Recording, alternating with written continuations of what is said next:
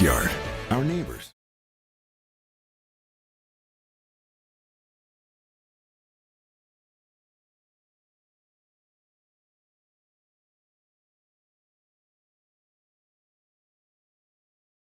Our schools, the places we go, and the people we know. And now there's one news outlet where our story is told. Delaware Live. Locally owned, community-based news. Free to every reader, because Delaware's future belongs to all of us. Quality journalism we can trust to help us take on the day. Delaware Live. Our state, our news, our home.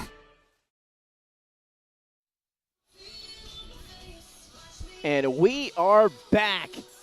Week 1 here on Delaware Live Sports. Nick Alessandrini alongside Pat Garanis. Nick Calladay down on the field snapping some action shots here. Mike Lang to join us momentarily. But here we go, Pat, back for another season of Delaware High School football. And it's week 1, and we're here on a Thursday night, not just the opening night here in the NFL, but the opening night for these two, or for at least one of these programs here. But let's talk about them. It's your number 1 ranked team in Class 2A, Caravel, welcoming in the 1-0 Hodgson Silver Eagles, who have started a new era under head coach Dave Collins. So, Pat, a lot to get into here. We are at Bob Peoples Stadium, just about, give or take, 12 minutes away from kickoff here in Bear, Delaware, about 83 degrees. It was a hot day today, Pat. Temperature dropping here for kickoff. A nice little breeze here and there. We got the windows open up here in the box, but it's opening night for Caravel, the team that last time we saw them, they were in the championship game, battling out for that championship, a big-time game against Friends, a close game that Friends ended up pulling out. Caravel back with a lot of familiar faces. They're your number 1 team here coming into Class 2A, and they're taking on a talented Hodgson Silver Eagle team coming off a victory last week. So, Pat, it's going to be a fun night here tonight to kick things off. Yeah, that time of the year, you know, I woke up with a little bit of a chill. I was worried maybe maybe I'm sick. I don't know what it is. No, it's football season officially. So, I know last week wasn't able to get out to some of those week 0 games. So this is week 1 for me, man, or week 0. That's right. Not to get too controversial, but week 0, let's call it week 1, and now this is week 2. You know what I mean? But that's besides the point. But yeah, I'm ready to go, and we got ourselves a good one here. The battle for the pride of maroon here between Hodgson and Caravel. It should be a fun one, Nick. And it's going to be, again, a beautiful night for football here in Bear, Delaware on a Thursday. Again, temperatures in the low 80s, so a little warm. And again, we'll see how that affects some of these athletes playing in their first full football game here today. But, Pat, let's start with the Hodgson Silver Eagles. 1-0 on the season already. A big-time win against a talented Howard team back in week 0, 43-12, kind of stunning a lot of people here in the first 8 with the way that they were able to win that game. Under a new era here in head coach Dave Collins, the Silver Eagles went 1-9 last season, Pat, and that first win was the first game of the year. They lost 9 consecutive after that, but really came out and showed what they're capable of back in week 0. And again, they were led here by their quarterback, the junior Xavier Brown. Yeah, Xavier Brown. He's one of 8 starters returning on offense, 7 starters returning on defense. So yes, they were a 1-9 team last season, but they got a lot of experience looking to carry that over into this year. As you said, a 43-12 victory. They stopped Howard 3 times inside the 10. That's big time job by the defense. You talked about Xavier Brown, the junior quarterback. 13-17. Talk about efficiency in the air game. 253 yards and 3 touchdowns in that opening week game. Tremendous work. His number 1 target is Brysheem Davis, a junior receiver. He's 2022 All-District. He had 5 catches for 185 yards, and all 3 of those touchdowns that went for 73, 43, and 59 yards last week. Not to mention 4 tackles and an interception from Brysheem Davis, doing his best Travis Hunter impersonation. That's right. Yeah, and then on the ground game, you got yourself Makai Beach. He was an all-district selection last year as well as an all-class selection. 95 yards rushing and 3 pass breakups last week against Howard. So guys playing both ways, getting the job done. That's where the offense is led right there, those 3 guys for sure. And again, Hodgson, a member of that Class 3A here for the Silver Eagles. Again, first year without head coach Frank Moffitt, Pat, a coach that we saw a lot of success here for the Silver Eagles under his time. Obviously, he's enjoying, I believe, the time off, but he's tuning in tonight to check out the Hodgson Silver Eagles. Absolutely, and again, Coach. it's a big one, trying to come back again and play the way they did last week here against Howard. So let's jump in. We'll talk a little bit about the captains here shortly and players to watch after the coin toss. But let's jump now to the Caravel Buccaneers. Pat, this is their house here at Bob Peoples Stadium.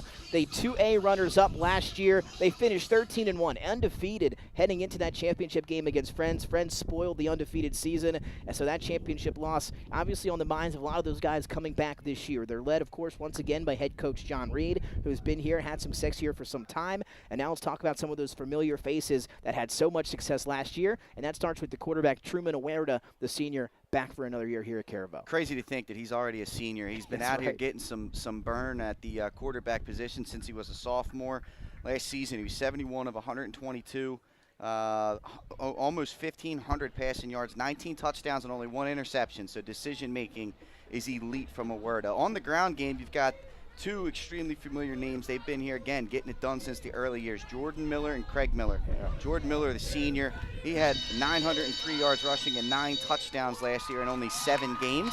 Craig Miller's a junior. He was the bell cow for the most part last year. 1,107 yards and 20 touchdowns.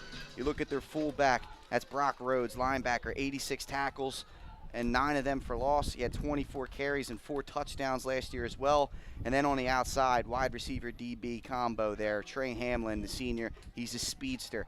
38 tackles and 5 pass breakups last season, 26 catches, 567 yards, and 6 touchdowns receiving, as well as a punt return for a touchdown as well. Those are the weapons there for the Buccaneers, who once again should be another elite program in that Class 2A. You talked about some of those faces returning on offense. A lot of weapons back from that, again, undefeated regular season team last year here for Caravel. Some losses, though. Some of those seniors. Makai Carmen, a big loss for Caravel last year, one of their premier players. And, of course, JT Wingo, the versatile weapon on the outside and in the slot for them last year as well. So some guys going to have to step up for Caravel, but they've got the weapons and they've got the numbers to do it. And, again, they return as our top-ranked team here in Class 2A as we head into week number 1. Pals, talk a little bit about the schedule here tonight. One other matchup on the slate here at 302. That's going to be Woodbridge and Colonel Richardson getting it underway downstate with Benny Mitchell and the crew. So that should be a good one here. 2 games on this Thursday night. Should be. And I saw a little bit of Woodbridge. They came up and scrimmaged St. Elizabeth a couple weeks ago in the preseason. They got some guys that are going to bring it, man. They were thumping around at Canby Park. That should be a good one against, Colonel Richardson from over in Maryland. Coach Marvin Dooley now, and I believe his 4th year down at Woodbridge. He historically has teams that, run that explosive wing T spread offense. It should be interesting to see what the Woodbridge group does down there tonight. That's right, another one here on 302. So 2 fantastic games. We hope that you stay with us here on our North Game of the Week. It's your First State Orthopedics Game of the Week. Again, First State Ortho, one of the best up and down the state here in Delaware. Again, firststateortho.com. And again, we're moments from underway. Looks like the Hodgson Silver Eagles about to get underway or head out to the field here shortly. Pat, let's get maybe your keys to the game as we're moments away from kickoff. Both teams making their way to the field, and let's start with the Silver Eagles. We talked about the surprising, if you want to call it that, victory every new season, and they really looked good in that 43-12 win over Howard. What do the Silver Eagles got to do to keep that momentum going here today and get to 2-0 on the year with a big win over the top-ranked team here in Class 2A? Take care of the football, right? We talked about it. Huerta does not turn the football over, and these 2 experienced running backs do not put the ball on the turf. So you're going to want to come in here and be clean with the football offensively. Clearly, the offense has some capability. So I would say definitely keeping the ball clean, and then also just you're going to have to stay honest on defense, right? Obviously, you got the aggressive ground game with the 2 Millers back there, but Huerta can beat you, especially with Vandrick. You do not want to come up and oversuck in the secondary on the run game, or you will get beat deep. So I would say take care of the football and stay at home and honest on defense for Hodgson. And now let's talk about the undefeated regular season last year from the Caravel Buccaneers. Again, a championship appearance. Didn't end the way they wanted, but here they are, back ranked ahead of the pack, number 1 to start 2023. Their minds are on the same goal. What do the Bucs have to do here to begin their season? Week 1 for Caravel, their first game here tonight. Got to make sure you're focused here for week 1. You're facing a team who's already been locked and loaded and had the big victory the week prior. So you got a team that's almost a week ahead of you in terms of getting in the routine of a regular season. So you got to make sure you're laser focused. The Eagle team And then, I would also say, same thing, take advantage of the deep shots when you get a chance. The run game's going to be there. I look for the play-action pass here with Owerda and company. Maybe take a big shot here early and try and set the tone. And again, we saw that out of them last year. Captains at midfield for the coin toss here as we're moments away from kicking off week 1 right here on Delaware Live Sports. Mike Lang now entering the chat up here in the box.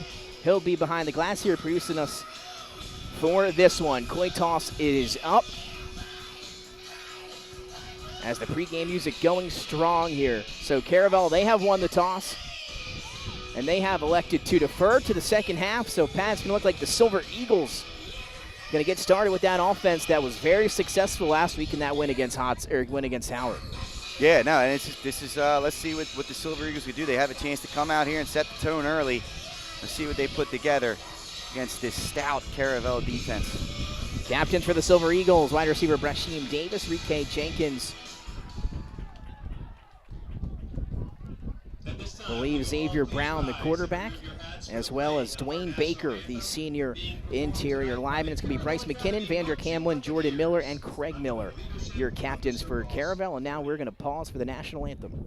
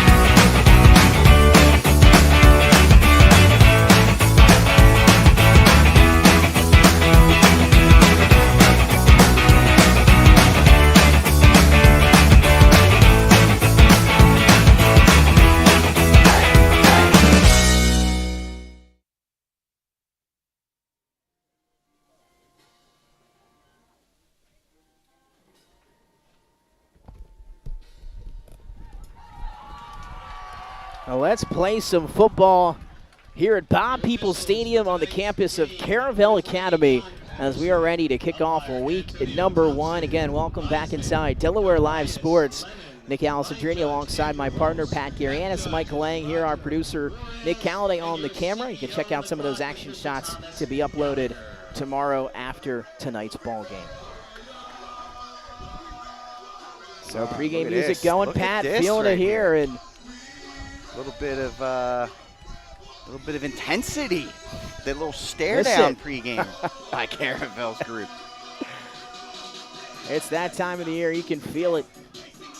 Yes, you and can. It's great to be back here, Pat, and again, getting our season underway on a Thursday as the Lions and Chiefs away kicking off the NFL season a little bit later on tonight on NBC. Travis Kelce out of the lineup here tonight. First game he's ever missed due to injury. Yeah, since 2014 I saw that, and of course I took him this year in one of my leagues. Oh no. But What pick did you have? The safety, I took him in the 3rd round. The safety pick was Dalton Kincaid, so Not I a was bad one saving there. him for later in the year. But we're gonna have to start him Gonna have to week get 1. some production out of him, right? We're gonna see what he's about. So we're ready to go. Caravel set to kick things off. And it's going to be Nick Massey with the honors here for the Buccaneers. 3 guys back, including Brashim Davis, who had the 3 touchdowns in the win over Hodgson last week. Marlon Sparks, I believe, back there as well for the Silver Eagles. And Josiah Taylor.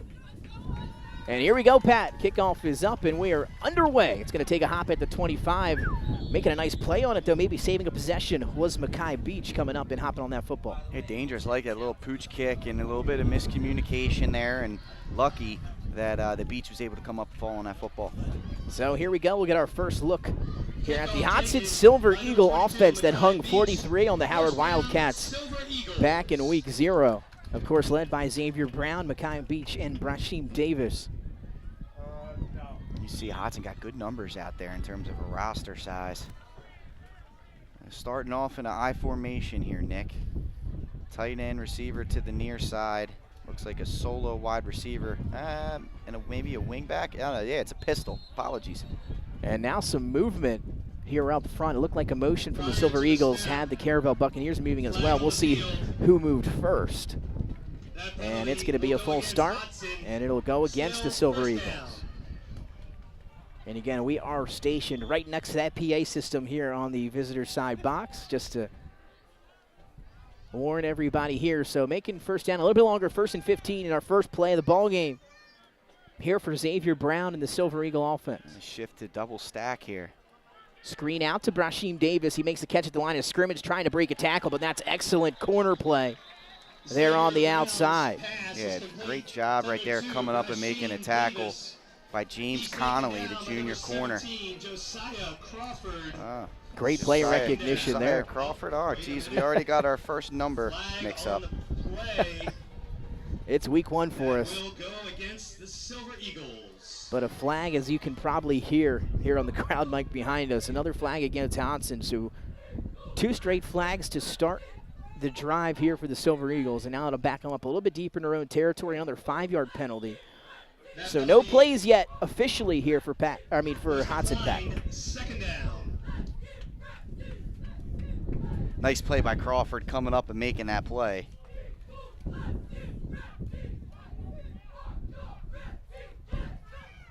So now we'll do it again. First down, they're going to pitch it outside to Jace Hawkins, trying to get the edge, but not able to.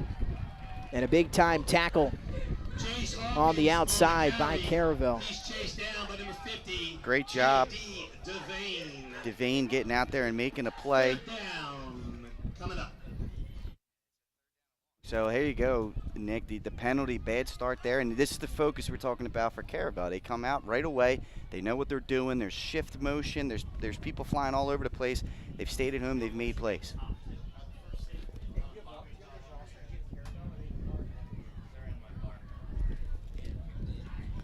So, Pat, a 3rd and long here on the opening drive for the Silver Eagles. We'll call it 3rd and 27. First down marker sitting just outside the 35. They'll set up a screen here and nobody home. I believe trying to set it up to the running back, Makai Beach. Yeah. And Devane, the sophomore linebacker, number 50, was there. He sniffed it out. Even if that was completed, it was not going anywhere. Nice work there by Caravel's defense to start it off. Talked about how explosive the Silver Eagles looked last week. The Buccaneers were ready for whatever they were throwing to them there on this opening drive. So not a good start for the Silver Eagles. They'll lose 17 yards officially, including the penalties here on the opening drive. And 4th and 27 as they'll set out the punt team.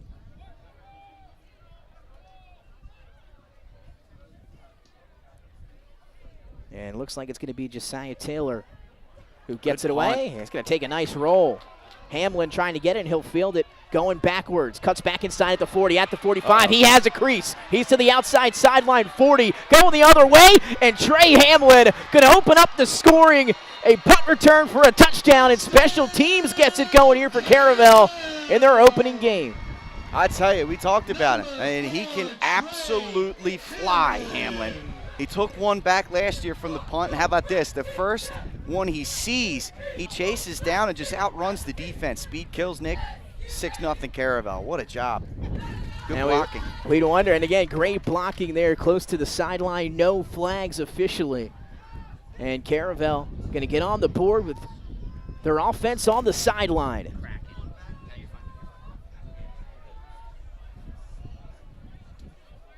So 6-0 courtesy of Trey Hamlin.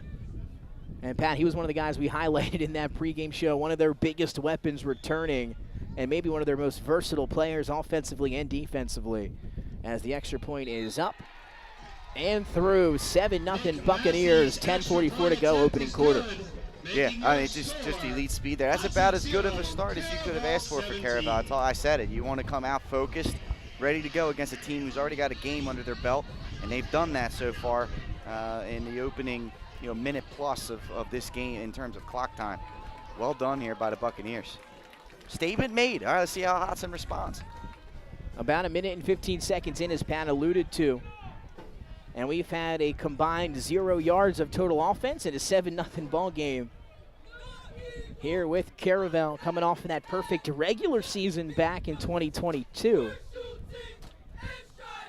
And now off on the right foot here to start 2023. They've got the talent. That's never been the question here at Caravel. You know, year in and year out, they put together a good unit. And they've been young the last few years, so some of these guys are starting to get a little bit older, become upperclassmen. Nick Massey back out to do the honors here yet again. He'll pooch it up to about the 30. And now trying to get to the far sideline is Hodgson. Lockhart picks up a few blocks before he's pushed out of bounds in Caravel territory at the Caravel 46. Great work there by Lockhart. So the opening kickoff, he let the guy come up from underneath. He turns into, you know, a good field position, but not great field position. This time, he makes the adjustment. He feels it himself and makes a big-time play. Now a short field for Hodgson looking to answer. That's a nice job there by the up man. Only a sophomore. And now we'll see how they respond, how they deal with adversity. Again, negative 17 combined yards, including those penalties on the opening drive. Offense back out here for drive number 2 after the Trey Hamlin punt return for a touchdown. And back in the pistol, Pat, was Xavier Brown here in the gun. Jace Hawkins sitting behind him in the pistol. Give up the middle and coming in like a missile. Up and making the tackle for Caravel is Brock Rhodes. And that's a number and a familiar face that we know plenty of. Yeah, Rhodes just came up there. I mean, he read run right away and shot the A-gap. It was one extra guy that they could handle. And that's a big-time hit there from the linebacker. You know, Rhodes is an exceptional athlete, only a junior. That's a big-time play, sniffing that out. I was going to say, I was wondering if Hodgson was going to go to the run game up the middle. They did, and Rhodes was ready for it. And now a stoppage here down on the field. A player down, I believe that's Jace Hawkins, yeah, the junior running back who just took his second carry of the game. Hawkins, to this point, he's had 2 carries. Hasn't been able to get back to the line of scrimmage before being touched. He's been hitting the backfield on each of his first 2 carries. And now we hope that he's okay down at midfield. Yeah, I hope he's okay. Hopefully that's just, you know, a stinger or, you know, something along those lines. And again, we talked about him already. Hodgson coming off that victory. They played in week 0. Caravel hasn't seen any action here ahead of tonight's matchup with Hodgson. And we kind of think maybe we'll kind of roll, and we meant to talk about this in the pregame, but is Hodgson going to be a little bit more warmed up after having that game action? Well, Caravel took that one punt return, took it for a touchdown. They seem ready to go as well. Yeah, and this Caravel team returns a lot of guys from last year. You know, they're an elite program at this point with what they've built. And, you know, Hodgson, you know, last year was a struggle for them. Obviously, week 0 was huge for them and their confidence. But you're taking a step up here in terms of, you know, the talent on the other side of the field. You're taking on an elite program in Caravel. And right now, you have to weather the storm if you're the Silver Eagles. You just have to weather the storm. So Hawkins, good sign there, able to get off to the sideline under his own power. So that's a good sign for the junior. Back to the now pistol. It'll be Makai Beach now will take over as the tailback behind Brown here in the pistol. Slot to the right. Now here comes some motion. And again, they will call that. Turning upfield just a second too early was Marlon Sparks on the top of your screen. It's tough. And now, Pat, you look at it, 5 plays on offense for Hodgson, 3 penalties. Yeah, it's tough. I mean, I like what they're trying to do. It's creative offensively, but your timing has to be absolutely perfect for that to not be a penalty at this level. Snap was a little bit delayed before he turned upfield, and it's going to be a penalty every time. That's the challenge a lot of times running these type of offenses down here at this level. Yeah, timing is key, just a little bit ahead of time. 3rd penalty so far here for Hodgson. Xavier Brown now out of the gun, going to take a 3-step drop, fire over the middle, and instead that ball is intercepted. Picked off by number 3, Bryce McKinnon, and that is the captain for the Caravel Buccaneers, making a big play defensively. And Pat, 2 big plays, 1 on special teams and now 1 defensively for the Caravel Bucks. Yeah, just beautiful pass coverage there. Good job by those linebackers. They read right off the jump. They read their keys, which usually is the lineman. Saw that they retreated. They got to their zones, and a little bit of discomfort right there from Xavier Brown where to go with the football, perhaps feeling a little bit of the pressure and trying to get it out quick. Probably should have waited a little bit longer until something else opened up, but he took the shot, and that's just wonderful defense. I don't know if he even saw McKinnon there dropping back into their coverage zone. You mentioned it. Great job. And as a linebacker, hook to curl. That's what curl. you like to say. Right. Coach Sibley got that engraved in my brain there. This time aware they're going to turn hand up the middle to start this drive, and just shedding tacklers, picking up some extra yardage there and getting out to about the 45-yard line was Jordan Miller. Pat, you talked about the Millers a little bit earlier in the broadcast. We're going to see a heavy dose of both Craig and Jordan Miller here tonight. Yeah, why not? I mean, both those guys, I mean, if what's his name played the entire season last year? Yeah, absolutely. He would have went over 1,000, and they would have had 2,000-yard running backs if Jordan was able, if he played all 10 games. I formation again. This time it's a quick sling wide receiver screen out to the top to Trey Hamlin on 1st and about 6. He'll pick up about 4, or actually he'll have enough maybe to get another set of downs. It's going to be about enough. So they'll give him a new set, and we'll call it 7 on the catch for Hamlin. This offense is going to be so hard to handle with those two guys in the backfield, the size of this offensive line, his passing ability, and then, I mean, Hamlin's ability to just game break. This is going to be a tough offense to defend. Hamlin now split to the bottom of your screen, and now it's going to be Awerda in the gun with 2 backs. It's both Miller sitting one to either side. They'll give it to Jordan Miller, trying to follow Craig. A nice cut up field on 1st down. Flags come flying late and land back near Awerda in the backfield. This might be a hold. Usually it was something back like that where the back judge makes the call, and there it is. Flag on the play. That penalty. So week 1 for most people, Pat. For us, for Caravel, Hodgson here in basically week 2 for them, but the referees most likely potentially week number 1. And we're seeing our fair share of flags. And again, when it's this early in the season, you don't expect everybody to play so clean early. Yeah, there's going to be learning moments for sure. And you know, you've seen it on now both sides. Let's see what Caravel does to respond now with a 1st and 20. So on the opening drive for Hodgson, it was a few penalties that backed them up before the drive even got started. That'll be the case here for Caravel. 1st and 20, as Pat mentioned, after the 1st down from Hamlin. This time they'll fake it. Counter comebacks the other way. I believe that's Craig Miller this time who picks up a few, but good job by that Hodgson defensive front. Number 21, Craig Miller on the carry. Craig Miller, nice work. He's initially Like I said, it's going to be hard to Gary defend these two Blaylock. guys, man. I mean, it's That'll bring up a 2nd which down. one's getting the ball, and they're both you know, thick young men. They can barrel you over, that's for sure. They'll shed some tacklers. We saw that last year as well. And you got to think maybe one of the best 1-2 punches in the backfield in the state here in Delaware this year. It could be. Now slot to the right, some movement early, no flag. Aware to play action, going to looking for Hamlin, who's double covered across the middle of the field and out of his intended grasp. Good coverage there by the secondary. Silver Eagles were in great positioning there. Nobody was really open. Awerda just launched that thing and overshot everyone. Rightfully so, because if he tries to fit that in that window, that could be trouble. Good coverage on the back end for the Silver Eagles there. Hamlin, again, a dangerous wide receiver, but not able to escape or get freed there as he was double covered. And now that's going to set up 3rd and 17, so 3rd and long, and the first time some adversity here for the Caravel offense tonight. Trips here to the bottom for Awerda, who sits in the gun. Pressure coming for the Silver Eagles. Trying to set up screen. Hodgson thought they recognized it, but the ball gets into the hands of Miller, who sheds a few tackles but doesn't go far. Coming up and making a huge hit on the far side of the field, I believe, was Nybree Davis. Yeah, Davis hit him straight on, and chasing him down from behind was Nybree Davis. Well, I'm sorry, the safety came up and made the hit. I'm not quite sure who that was. I'm not sure what this penalty is. Yeah, Let's see me what we got either. here. Trying to see what this could be. Personal foul. I'm not sure.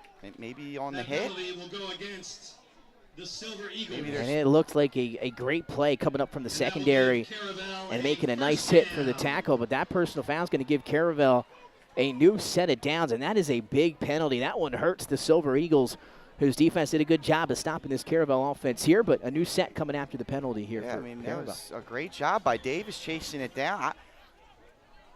like I said, the only thing I could think of is maybe they called a targeting penalty. Maybe maybe led with the head. Led with the head, and I'm not sure. Yeah, I mean that's.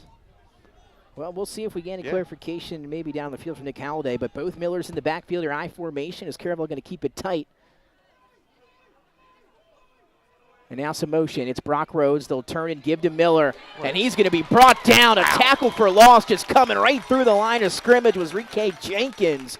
And talking to Coach Collins this week, he highlighted Jenkins as one of the players to watch. That was an impressive move. Yeah, what a job there by Jenkins. Just completely ripped through there. He's a 3-year captain. He was a 2022 all-district selection. He had 2 sacks last week himself. He just wreaks havoc on the end of that defensive line. I could say, I'm sure he'd be Coach Harmon, one of Coach Harmon's You're favorite right about players. He just makes a heck of a play there, beats a double team, and makes it a 4-yard tackle for loss. Jenkins with a big play. Now 2nd and 14. Back double tight, quick hitter up the middle here to Miller. Has a little bit of a hole, breaks a few tackles, and he's going to get into that next level. And inside the 20, a new set of downs for the Caravel Bucks here, courtesy of Craig Miller. That's just great work up front by that interior offensive line by the Caravel Buccaneers. Isaac Chukwara, the sophomore, as well as Jonas Smith, the 2 sophomore linemen right there, the center and left guard. They opened up that hole, and Miller doesn't need much. Again, a quick hitter, able to break a few tackles, get to the next level. And now 1st and 10, back tight here for Caravel. I formation, this one up the middle, back to Jordan Miller. And a good job with that push up front defensively from the Silver Eagles. Going to limit that to a gain of about 1 or 2. So quick. I mean, you had 2 guys ready to tackle him in the backfield, and he's just shifty enough to make a quick move and play there. Wonderful job. Now, forgive me for that one. It looks like they're going to give him 4 yards on the carry there. That's going to set up 2nd and 6.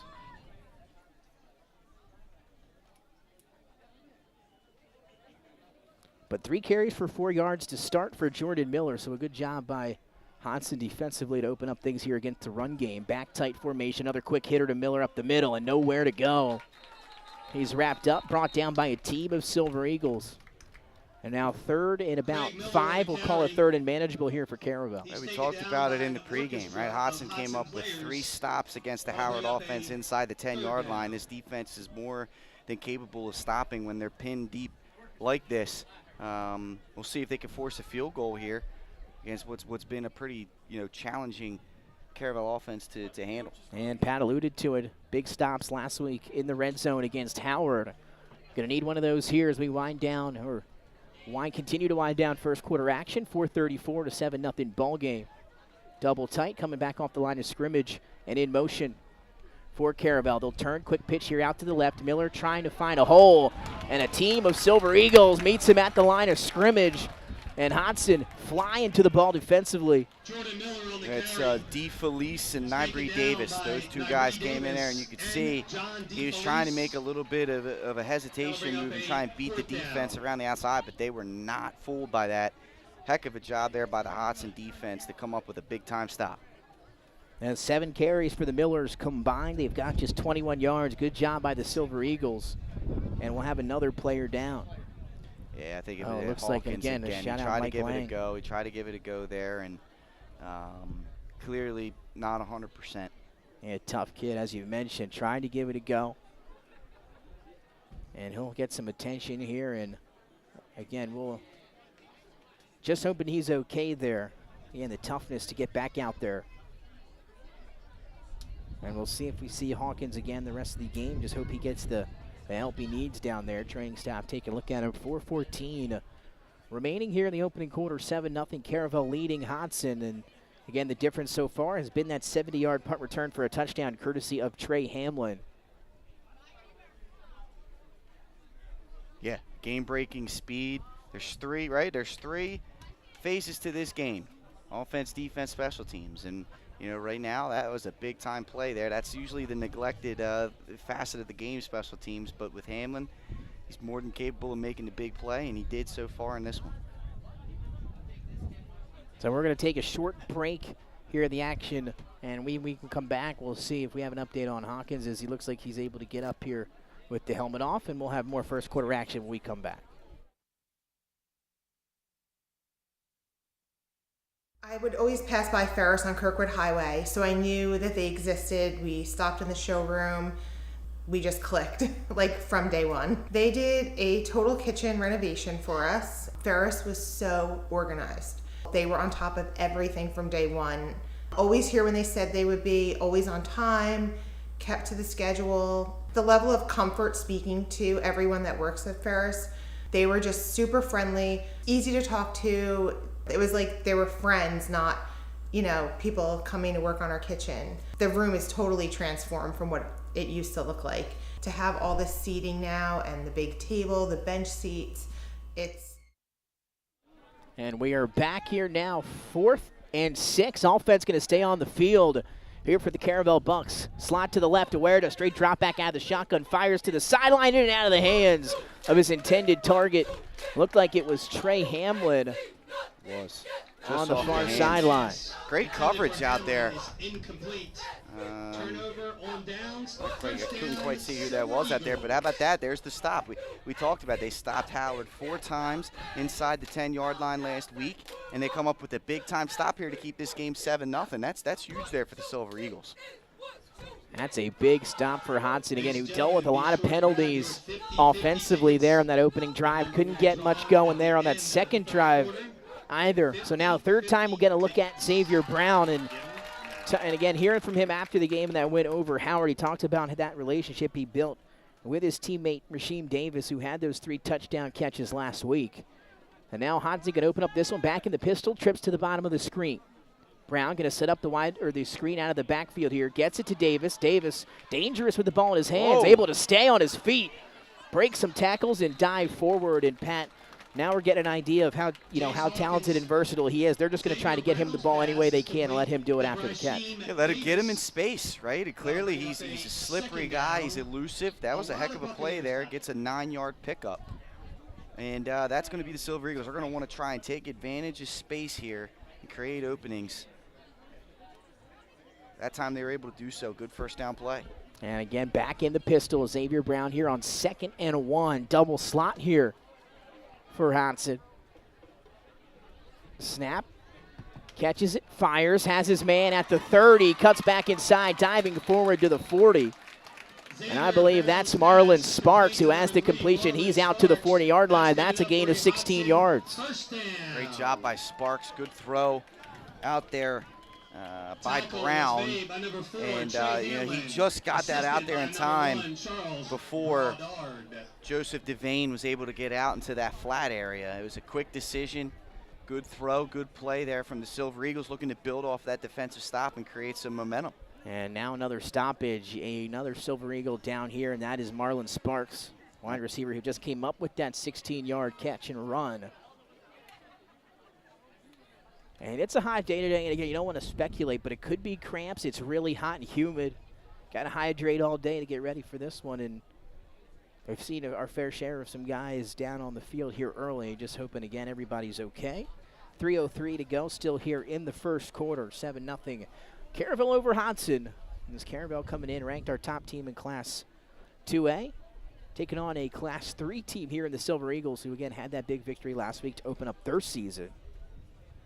As we have another stoppage down on the field. Just to go over some stats here quickly. Xavier Brown started 0 for 2 with an interception. He's completed his last 2 passes for 25 yards. Rasheem Davis a catch for 9, as well as Sparks with that catch for 14. Huerta 1 for 3 with 7 yards. And the Millers 7 carries for 21 yards. Score update in the other game here tonight. Woodbridge up 16-6 over Colonel Richardson in the first quarter down there. Shout out to Benny Mitchell and the crew. As we're back, ready for action. Clock winds here, under 3 to go in the first. And now a new set of downs, 1st and 10. Slot to the left here, and the pistol is Xavier Brown in Hodgson. He'll take the snap. Brown going to roll out to the right, out of the pocket, fires across the middle, has his man who makes the catch at the 50. And good job of getting out of the pocket and finding, I believe that was his go-to man, Rasheem Davis. Heck of a job there. I'll tell you what, this Silver Eagle offensive line has done a great job of keeping Brown clean. The interception, I think he kind of felt maybe pressure before it got there. much more comfortable now. Obviously, the coaching staff had a discussion with him. This drive, he's sitting in the pocket, he's waiting, he's looking to make things happen, and he's waiting for things to open up. And so far, he's 3 for 3 through the air on this drive, and the Silver Eagles are rolling. A new set of downs at midfield. Trips down to the bottom of the screen, and of course in the pistol is Xavier Brown. Another wide receiver screen looking for Davis. And they had it set up, just couldn't get him the ball that time as it falls incomplete. There it is, a little bit of a mishap. But again, I mean, you can see what the strategy is here. Silver Eagles are going to try and spread the field and look to get horizontal first before getting vertical. And again, seeing R.J. Jenkins out on offense, he'll get a breather here as Marlon Sparks, a good sign for Hodgson. He trots back out on to play receiver. So it'll be Sparks and Davis to the top of your screen. And then down here to the bottom of the slot is Dominic Barberry, who lines up next to Charon Smith. Beach behind Brown in the pistol.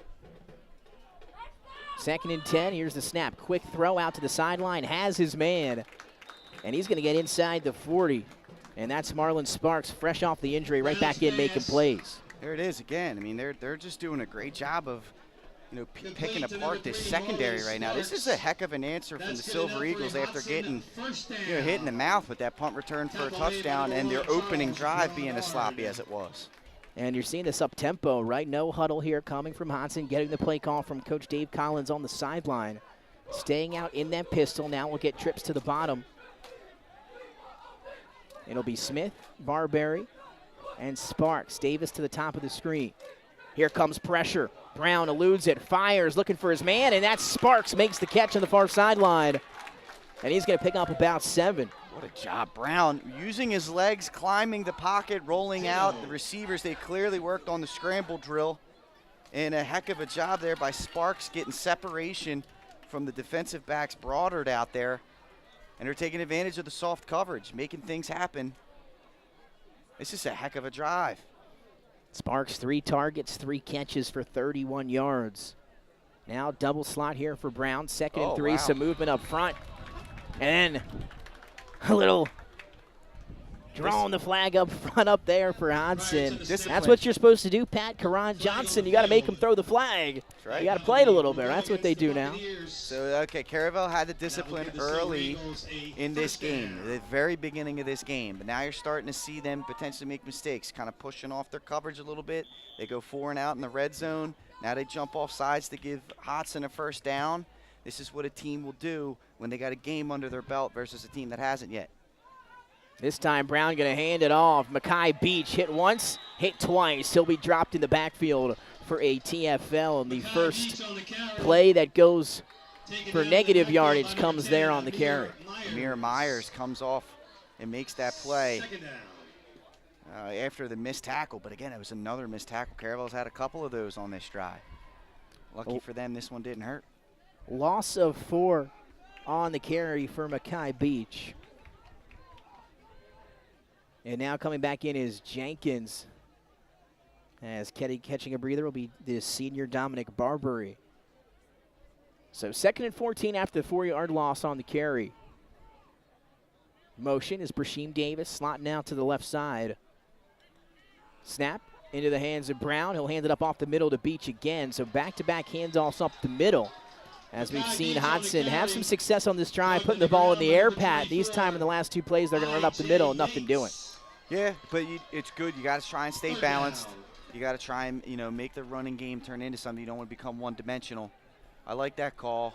You're thinking 2-down territory here as well. Even Hodgson has a capable field goal kicker in Lopez. Yeah. He banged one through last week.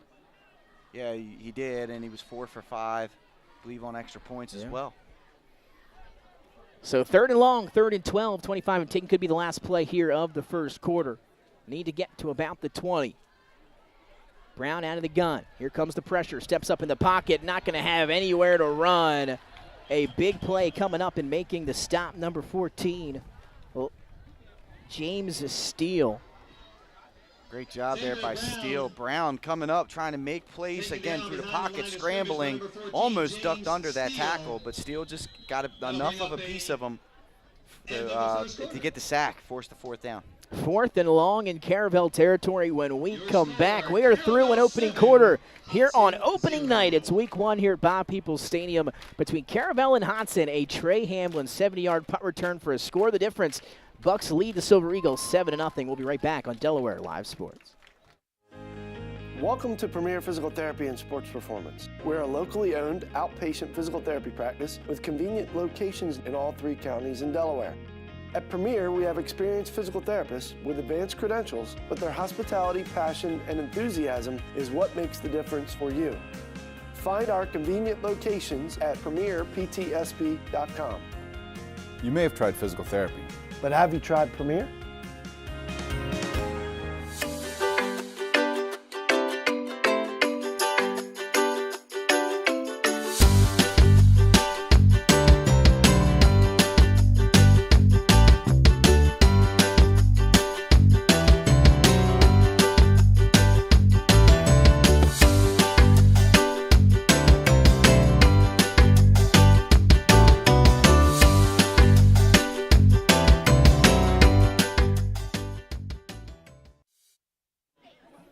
Back live here on Delaware Live Sports. Nick Alessandrini alongside Pat Garianis, Nick Calladay, and Mike Lang here on the visitors press box at Bob Peoples Stadium, week 1 here for Caravel and Hodgson.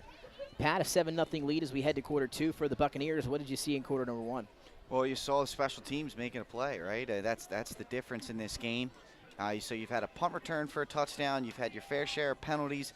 You had a defensive stop, and now you got a NFL-style, college-style offensive drive here from Hodgson, 7-0 after 1. I think both teams are kind of settling in. It's early in the season. I like what I've seen from both teams so far. Well, 4th and 14, offense on the field for Hodgson. Brown going to get out of the pocket. They need 14, need to get to the 20. Pass rush. Brown fires, nowhere to go as he's hit hard by the linebacker, Brock Rhodes. Again, one of the leaders of that defense comes up and makes a play. Turnover on down. Good coverage. Way to stay deep right there by the Caravel secondary. You can see there that Brown wanted his receivers to try and work back towards him. They weren't. It's hard to make that throw once you stop your momentum. He got to the sideline maybe a little bit too soon.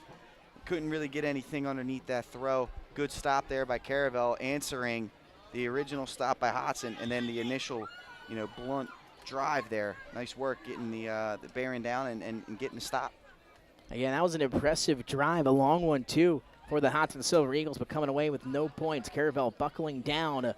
They're in their own territory. 7-0 still the lead here. 7 seconds fresh into quarter number 2. Caravel offense back out on the field. Double tight formation. They'll turn. Quick hitter up the middle to Miller. He has a hole. Breaks a tackle trying to get down to the far sideline. And he'll be pushed out of bounds after a gain of about 9. So hard to bring down, man. That's how he's slippery. Again, he's a power runner, but he's also slippery. It's really hard to bring these guys down. Let's see what the penalty is. In the area of holding, but it's not. It's going to go against Hodgson. And again, couldn't see what the call was from up here. But it must have been something late or something small, though. Tackle on a few extra yards after the carry from Miller. So 1st and 10 now from their own 45 for the Buccaneer offense. They'll keep it tight once again. I formation, aware to under center. Will turn, fake the quick hitter to Jordan Miller. Now comes back the other way with Craig Miller, who picks up 2. Jordan Miller, excuse me. Great ball fake by Owerda. And you just got to take what the defense gives you a little bit there, right? There just wasn't much doing. Good job by Hodgson. And forces 2nd down and long. Hodgson defense with a huge stop last time around as Caravel was in the red zone. They forced a turnover. Caravel defense doing the same.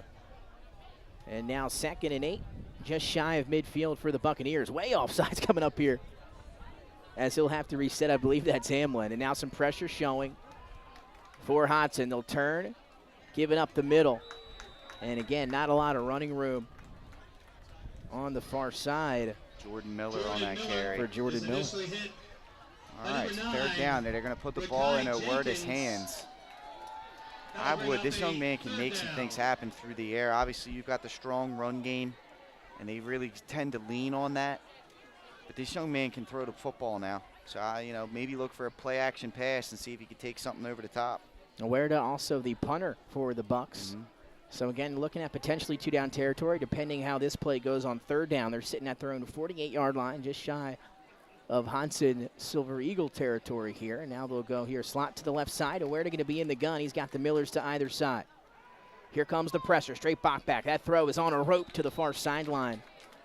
But in and out of the hands of Charles Broadard. Huerta's pass. Not much there. Good coverage there from Hodgson. And again, it's Silver Eagles have adjusted. Like I said, they kind of took a little bit of a punch here to start. Kind of got in their way of that first offensive possession, and then it turned into a punt return for a touchdown. But they've settled into this football game, and they're hanging with this talented Caravel group.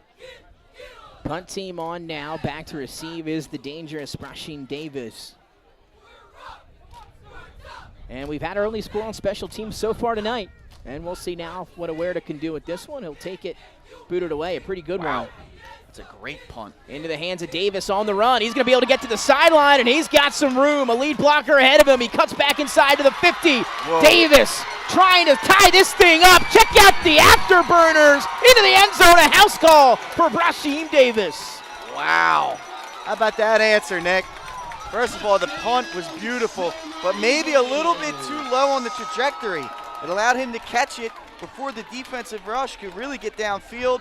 Blocks were set up beautifully, and all he really had to do was make 1 or 2 men miss. He did that, and like you said, the afterburners, the speed from Davis to take that one to the house. Unbelievable job there. Hodgson, again, they weathered the storm. There's their counter punch. About to draw even potentially here with this extra point. Got a block from Darion Lockhart down the field, who opened things up around the 50. And Brasheen Davis did the rest. And we've got 2 top 10 play nominees so far in this one, both on special teams, both going for scores. And now an extra point away from tying this thing up here early in the 2nd quarter are the Hodgson Silver Eagles. What an answer. Special teams, fellas, special teams. It's important. Kicks up, and good, Nick. So, yeah, here we are. All tied up, my friend, at 7 apiece. Trey Hamlin, 70 yards to the house. Brasheen Davis, 75 yards to the crib. And we've got 2 punt returns for touchdowns. And we're all squared away at 7. And we know if Coach here was doing the game with us as well, he loves his special teams, and special teams been the difference so far here in this one. Yeah, it's the 3rd facet of the game. Most people tend to overlook it. Great ones, like you talked about Coach Harmon, they appreciate it, right? And here it is, coming up, playing a big part here in this first half. Hodgson and Caravel, 1 punt return apiece between the 2 of them. I love it. As a former special teamer myself. Been there. Nothing like that kickoff team, punt return team. Yeah, Nick, I was 5'8", 155 pounds in high school. I don't understand why I was the wedge buster, closest to the kicker. Why was I that guy? Getting everybody set and ready to go. And just, taking on the big fella, the wall. I had to run through the wall. Unbelievable. And we'll have a whistle. We're going to stop this one dead. Prior to the kick, flag on the field. And that is Lopez, the kicker, number 35. We don't have a 35 on our roster. I believe he's wearing 35 tonight. Yeah, it looks like he's listed as number 39 on the roster. So, yeah, maybe a little jersey switch. So we'll try again here. Take 2 for Lopez and the Silver Eagles, fresh off of the tying touchdown, courtesy of Brasheen Davis, his 4th touchdown now in 5 quarters, or 5 and over a quarter of football. This one going to be received back at the 20. Some shiftiness there, out to about the 35. Some tanglement coming up out near midfield. And that was Jordan Miller on the return, and Caravel going to open up things with this drive, starting at their own 34. Hey, good work. Good field position, like you said. All right, now Caravel's got to refocus themselves. All right, now you're in a battle, right? You took the early lead. Now it's all evened out. Let's see what they can do. Again, week 1 for them. It's week 2 for Hodgson. That's nothing to sniff at right there. So 9:24 still to go here in the first half in a 7-7 ball game. Caravel offense back out onto the field here. And Awerda going to start this drive in the shotgun slot to the left. He's got two backs, both Millers. Once again to the side. This time they'll hand it up, and he's got a lane, and he's going to burst through into the next level and in to Hodgson territory. Craig Miller really getting things going for that run game for the Bucks. Got a hole, and you can see. I mean, he just picks up the steam and goes right through that defense. He was chased down by number He's a 10. tough guy to bring down too. So you got that combination of speed and power is rare to see, and that's a heck of a job here by Caravel. Start this drive off, trying to answer back the touchdown. Craig Miller, 5 carries for 50 yards. He'll go right back to him, trying to follow his blockers to that right side. He'll pick up 3. Great work right there. Right now, it's got to be bend but don't break for Hodgson, and they got to be comfortable. And they're used doing to that, right? That's what I Yeah. say. I mean, through about 5+ quarters, they've done it now 4 times. So, definitely something that they should feel, confident in doing. And again, your First State Orthopedics game of the week here at Bob Peoples Stadium, and it's off to a great start. As here we go, 8:19 and taking 2nd and 6 after the 4-yard carry for Miller. Back in the gun is Awerda. This time he'll look to throw. Fire to the sideline, has Hamlin who makes the catch at the 30. And he'll extend his arms enough to get a first down. There it is, those quick hitches there. Excuse me, that was Larry Duncan who made the catch. Awerda, again, quick release, quick decision maker. This young man, he can make some things happen through the air. Again, I mean, their running game's so strong that they don't really rely a whole lot on the passing game. But he's more than capable. So back with the 2-back look out of the shotgun. Rhodes, the flanker, in motion here from right to left. So moving up front, no whistle. Counter gap back the other way, and check out Craig Miller. He's going to carry some Silver Eagles forward, and he's going to get almost inside the 10. What a run there by Craig Miller. Just, again, barreling through defense right there.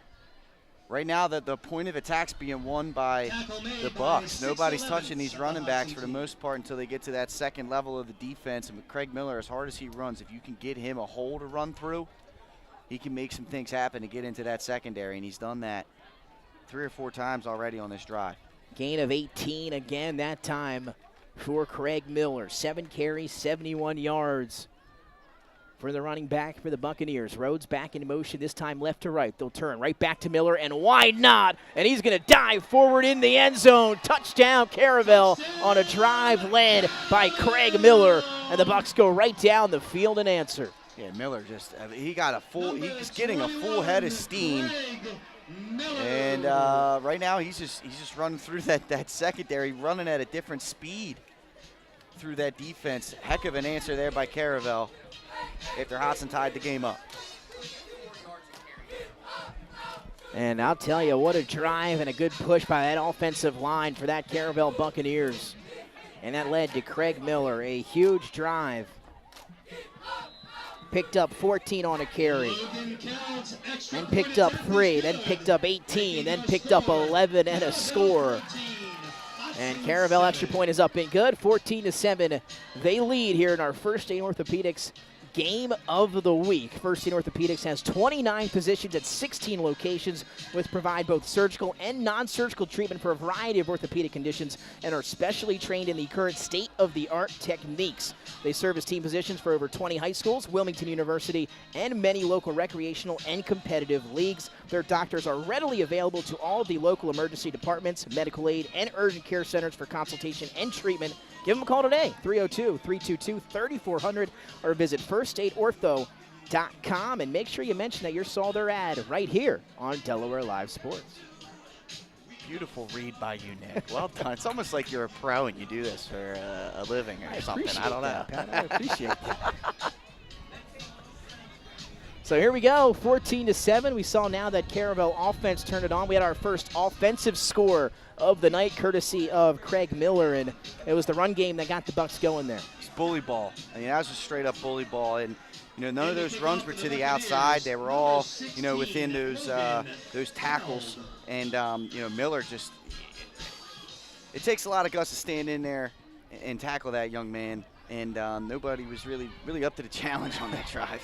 That's a great kick. And it ended up into the hands of, I believe it was Darion Lockhart, who's going to try to turn upfield. And he'll get outside the 25. So now we'll look back at the Hodgson Silver Eagle offense. Pat, last time we saw them, they got a little bit of a drive going. It looks like we might have some more laundry another player down. Again, don't like to see that. But we saw them get it going right past Xavier Brown in that passing game, short passing game. He was able to show that he can get out of the pocket, make throws on the run. Then the drive stalled out deep into Caravel territory. What are you looking to see out of this offense here this time around? More of the same. I think you're going to see them try to spread the field and get into space, let their athletes make plays. I think, Xavier Brown, his ability to scramble, break the pocket, and find guys, right? That's a lot of this. If you can do that throughout the state, it's still something that, teams are getting better at, but the switch off, right, of a scramble, obviously most players can still cover the routes that are called, right? Someone runs a post, someone runs a slant, someone runs an out. You can cover those. But what happens when they got to get creative and, you got to get off your mark. You got to stop and start and make plays. You can still make some things happen if you're a good team at doing that. Hodgson was doing that for that drive. Then it kind of got stalled out, right? So the scramble drill stopped working. The Caravel defense made an adjustment. And that allowed the pass rush to eventually get to him. But, yeah, I think you're going to expect to see this, a little bit more of the same. They may try and run the football a little bit too because you don't want to become too predictable. Let's see if they can find success in the running game as well. Yeah, running game has not been able to get rolling here for the Silver Eagles. They've had 4 total carries, 2 for Mackay Beach and 2 for Jace Hawkins, and all 4 have gone for a combined negative 11 yards. So we'll see if they can get the run game going here on this drive. Is now trying to make his way back to this near sideline towards us is Darion Lockhart, who was a little shaken up after his kick return. Again, they'll start the Silver Eagles will this drive just outside their own 25-yard line. And again, an issue here and early on in the season, and we're seeing more injuries, obviously due to maybe the weather, depending on what some of these things are. You don't want to speculate, but it's been a hot day, a hot evening. We're still in the 80s here, and we're close to 8 o'clock. Well, that's the crazy part because August I felt like was pretty mild, and usually it was during training camp. Yeah. I'm sure you can remember it, Nick. 2-a-days. Those first 2 weeks of practice. They still do 2-a-days now? Are they allowed to? I don't know. I think, but I'm not sure. I'd be honest with you. I'm not sure. That's right. Coach Wilson sitting right to my left. 2-a-days, he ran them. Yeah, he did. I know you guys did some tough work. Back in the day. But those days, man, as well, man, those days, man, it felt like 100 degrees with your pads and stuff on. Well, it's kind of been like that this week. Yeah. And usually by September, you finally got a break from all the heat. And talking again with some of the University of Delaware, they said the same thing out practicing this week. Here's Brown dropping back. This time has some good protection for at least a moment, and that was actually a big play by Brashim Davis, who reaches out with one hand, snags it. Had he not, Pat, that might have been 6 the other way. Yeah, nice catch. That's a shame because if that was further down the field, you're looking at a top play nominee, but it ends up being a loss. That will bring up a second down. Call it a loss of 1, but it was a catch. Clock will continue to run here in the first half. 14-7, Caravel leading, up tempo, going to continue here for Hodgson. Let's see if they go to the run game here. Nope. Brown, quick throw out to the far side, has his man. I believe that's Nabri Davis. Great job by Crawford coming up and making a tackle there. Good work there by Davis. Catching the ball, or I'm sorry, that was Smith. That was Smith. I apologize there. Good. You're good. It's tough to see from that far side. But he turned to the outside, and it was a great job by Crawford coming up from the outside in and making the tackle on the outside hip. Xavier Brown, 7 of 11 for 53 yards and an interception here in the first half. Last week, threw for 243, 3 scores in that 43-12 win over Hodgson. So 3rd and about 7. Need to get to the 35. Here comes the pressure, and down goes Xavier Brown. And it's going to be a big-time sack for James Steele, who once again making a big play defensively. Great work by Steele. He just was an absolute Max Crosby-level force coming through there. And, you know, you could see Brown had his eyes downfield. He was waiting, and by the time he was trying to make the move up into the pocket, he was big claw of Steele grabbed him and took him down for a sack. Nice answer there from Caravel. Try to kind of reasserted themselves in this game.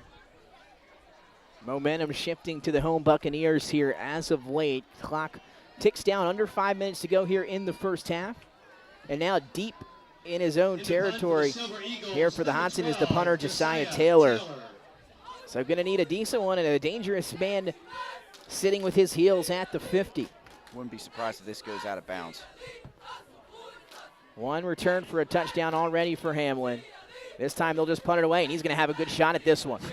He'll have it at the 50, trying to make a move. Gets to the sideline. Trey Hamlin cuts back inside, makes defenders miss. My goodness, to the sideline. Trey Hamlin, touchdown number 2. Wait for the moment. And no, it is a touchdown. One official signaled he was out of bounds. Ruined my call, but it doesn't matter. A touchdown nonetheless for Trey Hamlin. A 70-yard punt return touchdown in quarter number 1. How about a 50-yard punt return for a touchdown here in the second? You can't kick to him. I mean, he's that dangerous back there. You know, he kind of reminded me of Ted Ginn with them long legs and the long strides like that. Another great kick returner, if you can remember him at Ohio State. Oh, absolutely. And then with the Dolphins when he got into the NFL. He's just a dangerous guy. I don't know how you could punt to him. He also reminds me of my former teammate Andre Patton, who was the same level of danger. We'd have people taking the kickoff penalty with Andre. They did not want to kick to him. And Pat, you said it. Might have been, or might have, should have been out of bounds. As that one was kicked, a low kick right to him at the 50. And as a punt returner, that's what you dream about, catching it, a low kick with a little bit of running room. And he had some momentum going with him. And again, made it look so easy. Made some tacklers miss, knew where he needed to get, got to the sideline, cuts back inside, and then takes it to the house. I'll tell you, Trey Hamlin, 2 punt return touchdowns. He has now had 2 top 10 nominees come next week here in our top 10. And if you're listening, Trent, you're going to go back and check this one out when you get home a little bit later tonight. But 2 very impressive special teams plays by the captain, one of the captains for Caravel. Not even through the first half of the first game, and he's already surpassed last year's punt return for touchdown total. Well done, sir. Well done, young man. Well, you might be, or maybe could say that they might not kick it to him again the rest of the way. Again, you mentioned some of the guys you had. Ryan Taylor, one of the guys we had as one of our punt returners, and it was a good 2010 for our squads. It was. And now the Hodgson Silver Eagles going to get the ball back here. 4:20 to go in the first half, trailing 21-7. And we were tied at 7. We had some punches thrown back and forth early in this one. Caravel starting to find their footing here. Oh, boy. Touchback. And that's what it'll be to start. What an answer here from Caravel after Hodgson comes to tie this game up. 3 special teams plays, Nick. 3 big-time special teams plays in this first half. And, Pat, you're going to take over here for the play-by-play to round out the final 4:20 here in half number 1, 21-7, as we also welcome in Mike Lang here to the broadcast. And we'll be back shortly. But coming out on offense here, it'll be the Hodgson Silver Eagles. Yeah, let's see what they could do, Mike. And this Hodgson group, they've done their job. You know, they've put together a decent, drive or two. You know, right now it's tough sledding against this Caravel defense, and with the special teams plays that they've made. I mean, that's been the difference in this one so far. Let's see what they do. They've been kind of pass heavy here to start this game off. So here we go. A lot of penetration for Caravel. And nothing there. It's going to be a sack. And you can see the hesitation there in Xavier Brown's attention. Good job by this Caravel secondary. 59, Ian Smith. And that's a big first down sack for this Caravel defense. Ian Smith leading the way. Pat, you mentioned on the punt, you thought it might go out of bounds, and they punted straight down the field, and he made them pay. Gave him a 2-way go. Yeah, and he just sliced right through everybody on the way back. That was really impressive run back for, was that Hamlin? Mm-hmm. Vandrick Hamlin? Yeah, it's one of those things where, that was something that You know, many coaches, but Coach Hempel in particular I had in high school said you don't want to give them a two-way go. Kick it to one side of the field or the other. Yeah, it was right down the middle. Well, here's a nice little run. They're still, well, he almost got it back to the original line of scrimmage. That was Mark Nelson, the senior running back, 5'5", 190. Good slippery move there, and good pickup. Probably about like 7 yards. Brings up a 3rd down and 9. I wonder, Coach Dan Ritter sitting here to our right watching this one. He's got Caravel later in the season, I'm sure. But they played Hodgson last week, and I wonder if he sees some things that maybe it's a little different angle up here too. See some things that maybe he could have done differently last weekend. But you can't live in the past, right? You just got to move on, and they've got a tough one coming up. That is true. All right, here we go. Brown back. He's looking. He's got time. He's rolling. Goes across the middle. Nice job. Good catch. We're going to be a little bit short. Pass was completed there to Brashim Davis. And he was struck immediately right there by the sophomore linebacker, Joseph Devane. They said it's far enough for the 1st down. It was right on the line. Ah, there you go. They have about 70 yards to go, Pat. They have all 3 timeouts, 2:38 and counting down here. Yeah, Hodgson should be in no particular hurry right now. I think you don't get into the hurry up potentially until you get around midfield. You don't want to give Caravel another shot on with that running game they've got. And Owarda's still got, he's got a cannon arm. Especially when you got, there's an offside. So there's 5 free yards and potentially a temporary time stoppage as well. Looks to be against Caravel. Hodgson definitely wants to answer here. You know, Caravel's going to get the ball coming out of the half. You don't want to allow them to get the 2-touchdown lead with the ball. Howard and Caravel next week, thanks to Jason Winchell, our schedule maven. Guru. Man, he knows the schedule. He's in the bunker, Mike. He's always in the bunker. Brown goes outside, incomplete, looking for Dominic Barbary. Pat, I don't know how you do this producing and commentating at the same time. This is a tough job. Intended for number 27, you know, Mike, it takes a lot of focus, my friend. It takes a lot of focus, buddy. 2nd down. I'll tell you, the challenge is when you have to do that. You have to do the production level of it and then also do play-by-play. Yeah, that is tough. It is really tough, man, especially when it's your first time doing a particular team. And let's say they got difficult number to jersey, you know, backdrops. These are fortunately very nice, pretty good. Nice contrasting uniforms. They are pretty good. Brown, he's back. He steps up in the pocket, avoids a sack, and he finds an open man across midfield. And down across the 45-yard line will go Charon Smith. Nice work right there by Xavier Brown, making something happen. Xavier Brown did a great job dancing out of the trouble there and did a little spinaroo.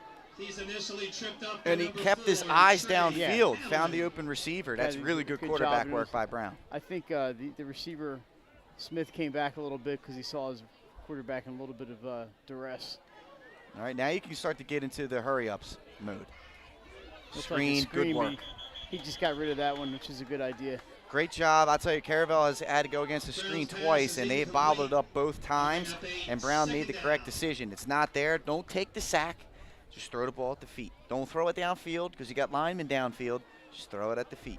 The sack also keeps the clock running. Correct. And throwing an incomplete pass. Correct. Is going to stop the clock, and you don't lose any yardage. 2nd and 10 signals coming from the sideline here. Caravel defense has been stout. They were stout last year, stout again here tonight, even with some new faces. So calls in from Coach Collins, longtime assistant. They're going to empty the backfield here. Trips to the near side, 2 receivers to the far side. Caravel's bringing some heat. Brown steps up. He's looking, he's going to run with it and get out of bounds. Another great decision there by Xavier Brown. Xavier Brown on the keeper. Yeah, stops the clock. Got about 4. He's chased out of bounds. And you know what? I like the officials letting them. There was a little bit of chirping going on there. Brown didn't appreciate the late hit. Had some words. The officials kept the penalty markers in their pockets. I like it. Make a comment. All right, hey, fellas, let's knock this off. Give a little bit of leeway. I kind of like this. Yeah, if you let them blow off the seam that way, and maybe it doesn't escalate at all. And most of the players are pretty good. They know. Yeah, they know. They know what the line is. They know what the line is. Here we go. 3rd and 5, Mike. Minute and a half to go. Timeout still in the pocket here for Hodgson. Brown, quick delivery. Nice. Did he hold on to it? What a catch over here on the near sideline by Marlon Sparks. Sparks He hit just it. laid out for that, Mike. First down. I like the design of the play. Where it couldn't really be intercepted at all. And you mentioned Sparks having to turn back into the play to get that one. Unbelievable. Pistol set, 2 receivers to each side. Brown drops back. He's looking. He's going to the far side. There goes off the shoulder pads and incomplete. Wouldn't have netted a whole lot unless a tackle was broken there. He's looking for Sharon Smith. And it's the debate that we saw earlier this week between Michael Irvin and other NFL guys. Do you let the ball come into the pads or do you try and catch it with your hands? He was trying to say that. I've always heard catch it with the hands. So have I. And he was trying to say he's been telling guys to catch it with their pads, and he was getting roasted on one of those debate shows. I don't know which one he's on. I saw the clip on Twitter. If it bounces off, then you're in trouble. They're going to take a shot here. Going deep. Oh, high point and making the catch is Marlon Sparks. Big first down. Down to the 10-yard line as we approach under a minute. Heck of a job by Brown. Letting this guy go up and make a play there, Mike. First and 10, first and goal here at the 10-yard line. Under a minute to go here in the first half. Hodgson trying to climb within 7 before the break. And we have an offside, I believe. That's going to be about half the distance, Pat, which is at the 10. I believe if I do that, if you carry the 1, that means they're going to be down at the 5. That penalty will go against the Buccaneers. Still first down. And with 3 timeouts, if you want to run a ball, you can run the ball. Absolutely, absolutely. And Brown's a threat to run too. Here. And I think this is going to be Caravel, yeah. And this is a good timeout here for the Buccaneers by Coach Reed because momentum has shifted now. Right? You don't want to give up that touchdown. And if you can, you get a stop here, like I said, with the ball coming out of half. Could be huge. At least force a field goal potentially. Pat, just want to let people know coming up at halftime, you're going to have, of course, our great sponsors for 302 Sports, but we're going to also run the top 10 plays for this week, and there's some good ones. All football this week, because that's all we had last week was football, but there's some good plays in. So if you have not seen the plays of the week, or even if you have, just watch them again. They're coming up at halftime, as long as Nick loads them in here correctly. Oh, they definitely were good. I watched them the other night, actually. A lot of exciting touchdowns. And how about tonight? 3 returns. It's going to be 1 play, I think. 3 returns here. And a 98-yard interception return at Woodbridge. In the Woodbridge game. So I believe I don't have an up-to-date score. It was 22-14. Okay. Over Woodbridge Colonel on top. And his Army. 28-12. 28-12. All right. So that's a little different than 22-14. But there we go. 28-12. Mike, we got it right, brother. Woodbridge with a narrow victory over Seaford, I believe, last week. And that 2-0 start would match their win total from last year. So, you know, Coach Dooley's itching for that one. Like I said, you heard me talk about it. They played St. E's in a scrimmage, and they were thumping that group. They're not afraid of contact. All right, here we go. First and goal at the 5. There's the run Mike talked about. You got a little bit of work you can make happen here. It's going to be about a 1-yard gain for Mackay Beach. Some extracurricular activity on the far side, but they let it go, Pat. Timeout here by Hodgson. Which you mentioned. Yeah, I like it. I like that the flags are not coming out for what is. I mean, this game is controlled aggression, right? So there's not there's going to be some emotion shown. Pat, did you enter the 50-50? I did not enter the 50-50. She wasn't waving the tickets over here. I did not. But you know what? It's a good crowd here tonight. It's a very nice crowd. Whoever comes away as the lucky winner. Well, you know, it did cool off a little bit. The sun was some cloud cover. It was a little overcast. For a second there, I thought we might get some of that, rain, hot and humid rain. I think it feels great. We got the window open up here at this new and improved press box over here at Caravel. I was at a field hockey game yesterday. It actually was not quite as bad as I thought, but Jason Winchell, who's not here tonight, went to watch some volleyball at Archmere, and he said, the gym's not air conditioned up there, and he said it was a sauna. Yeah. Got to tell you, I've been looking for Jason Winchell. Well, I bet you he'll text you right now. I've been looking for him. I haven't been able to find him. Uh-oh. He's in the bunker. He's in the bunker, man. All right, Pat, here we go. Second and goal from the 4. 44 seconds to go. 2 timeouts left for Hodgson. I'm sorry, no timeouts left, it looks like. All right, here we go. I don't remember them taking any. Oh, shuffle! Oh, nearly completed. He almost pulled it off. Well, they have Caravel with 3 timeouts, so I know they took at least one. So Sharon Smith was the intended target.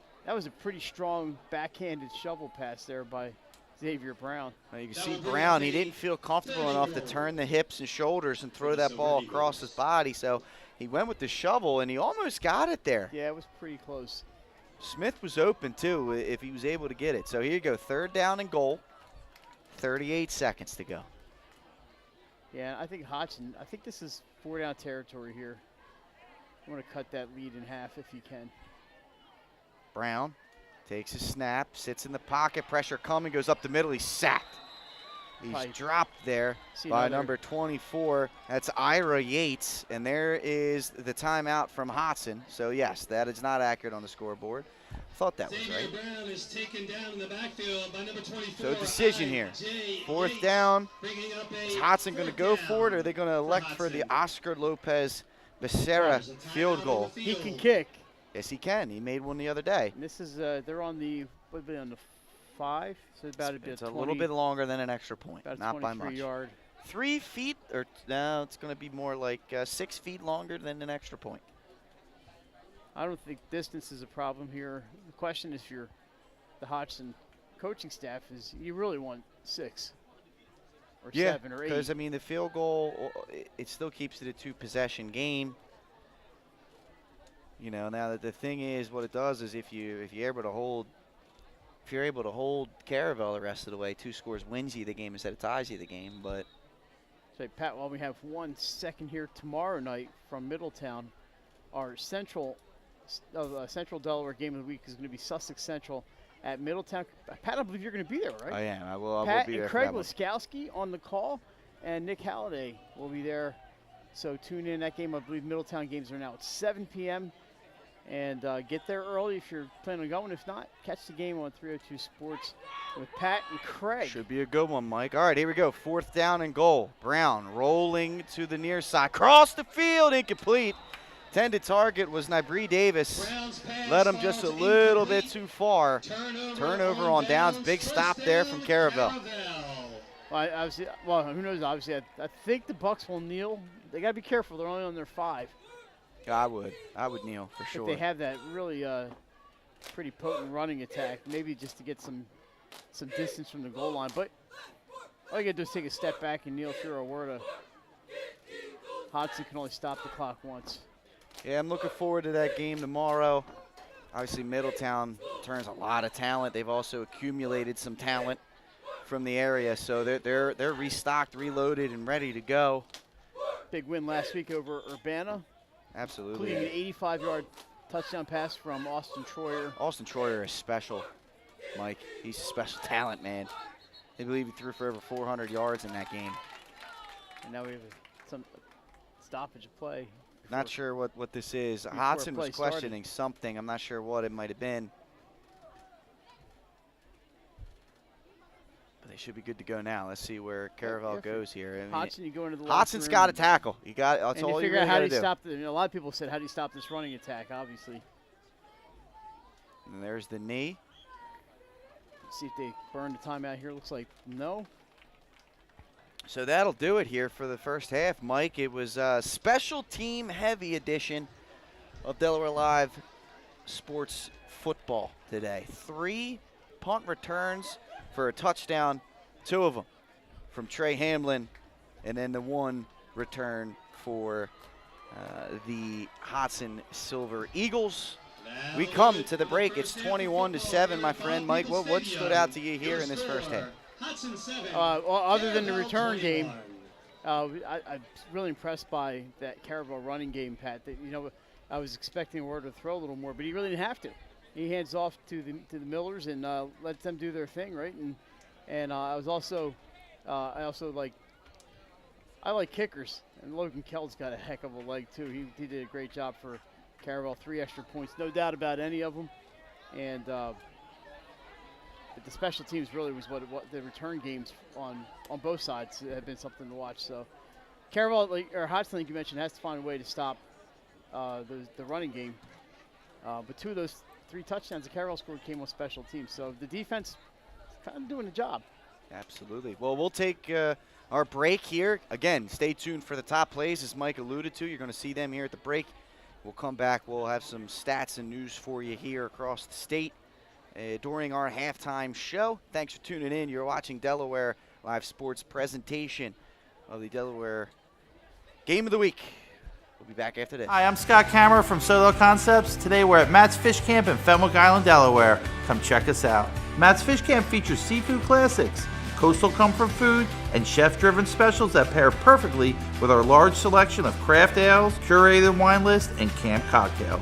Matt's offers indoor and outdoor dining and is the perfect place to have dinner with your family, happy hour with friends, or enjoy lunch at the Raw Bar. Matt's Fish Camp in Fenwick Island, Delaware, open 7 days a week year-round. See you soon. Wraps, signs, banners, and promotional items that can help your business stand out from the rest. Looking for an excellent way to convey a professional image? Customized promotional products are the perfect way to target new customers, increase employee retention, and boost your brand awareness. Let the professionals at Cassidy Graphics bring your advertising ideas to life. Give them a call today at 302-326-2412. Again, that number is 302-326-2412. Again.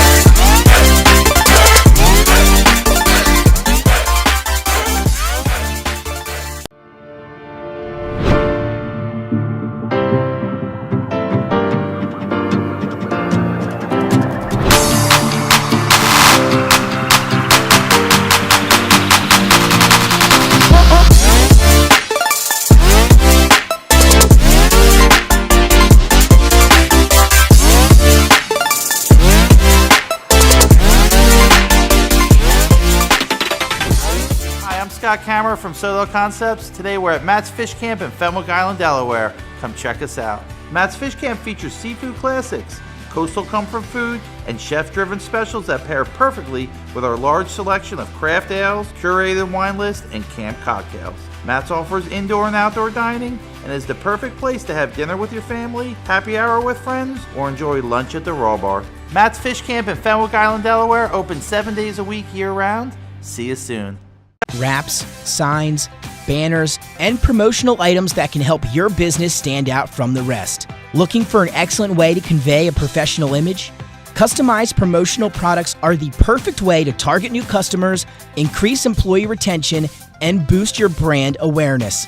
Let the professionals at Cassidy Graphics bring your advertising ideas to life. Give them a call today at 302-326-2412. Again, that number is 302-326-2412. Again, Cassidy Graphics brings your advertising ideas to life.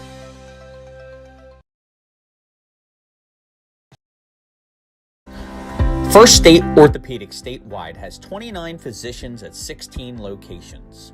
Our physicians and staff provide both non-surgical as well as surgical treatment for almost all orthopedic conditions and injuries.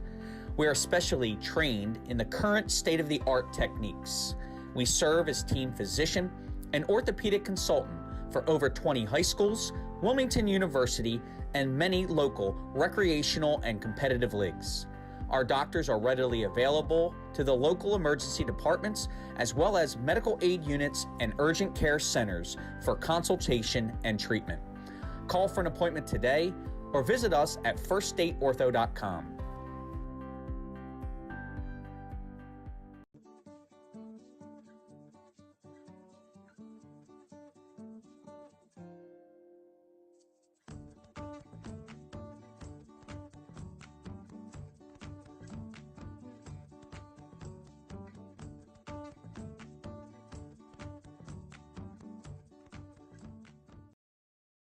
I would always pass by Ferris on Kirkwood Highway, so I knew that they existed. We stopped in the showroom.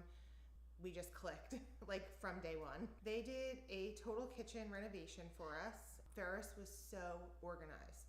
They were on top of everything from day one. Always here when they said they would be, always on time, kept to the schedule. The level of comfort speaking to everyone that works at Ferris, they were just super friendly, easy to talk to. It was like they were friends, not, people coming to work on our kitchen. The room is totally transformed from what it used to look like. To have all this seating now and the big table, the bench seats, it's great. I love coming home and just walking through the laundry room into the kitchen every day. It was just a great experience. We love Ferris. High Five Hospitality, founded in 2004 when three guys teamed up to introduce the Buffalo Wild Wings franchise to Delaware. To date, they operate 8 Buffalo Wild Wings in Delaware and Maryland. Also the Stone Balloon and Limestone Barbecue. And let's not forget Eggspectation and 5 Jersey Mikes throughout Delaware. High Five Hospitality's mission is to operate 5 brands that serve high-quality products with exceptional hospitality. Hi, I'm Scott Kammerer from Soto Concepts. Today we're at Fish On in the Villages of 5 Points. Come check us out. Fish On is committed to serving beautiful, simple coastal cuisine in a cool atmosphere with a happening bar, spacious dining room, and outside patio. Popular dishes include the seafood stew and fresh oysters from the Raw Bar. Fish On's recently renovated event room and is the perfect spot for your next event. Fish On in Lewis in the Villages of 5 Points, open 7 days a week, best happy hour around. See you soon. Hi, I'm Scott Kammerer, president of Soto Concepts, the best restaurant group in the state, and we're inviting you to come join our team. Soto Concepts is a growing hospitality company with 16 restaurants and a variety of other hospitality businesses, all located in beautiful southern Delaware. We have recently added many departments to our executive leadership team, including a training department, a property development department, and a construction department. We invite you to come live at the beach and work with a growing restaurant group with many opportunities to advance your career. Soto Concepts Restaurant Group, come check us out.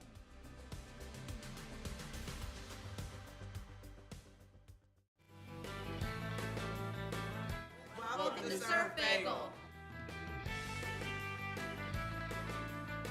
Surf Bagel has served the community in Delaware for over 20 years, providing fresh, hot bagels, breakfast sandwiches, lunch sandwiches, wraps, salads, local coffee and smoothies, and our iconic merch. Welcome to Surf Bagel. We're stoked to serve you. Welcome to Surf Bagel. Hi, I'm Scott Kammerer from Soto.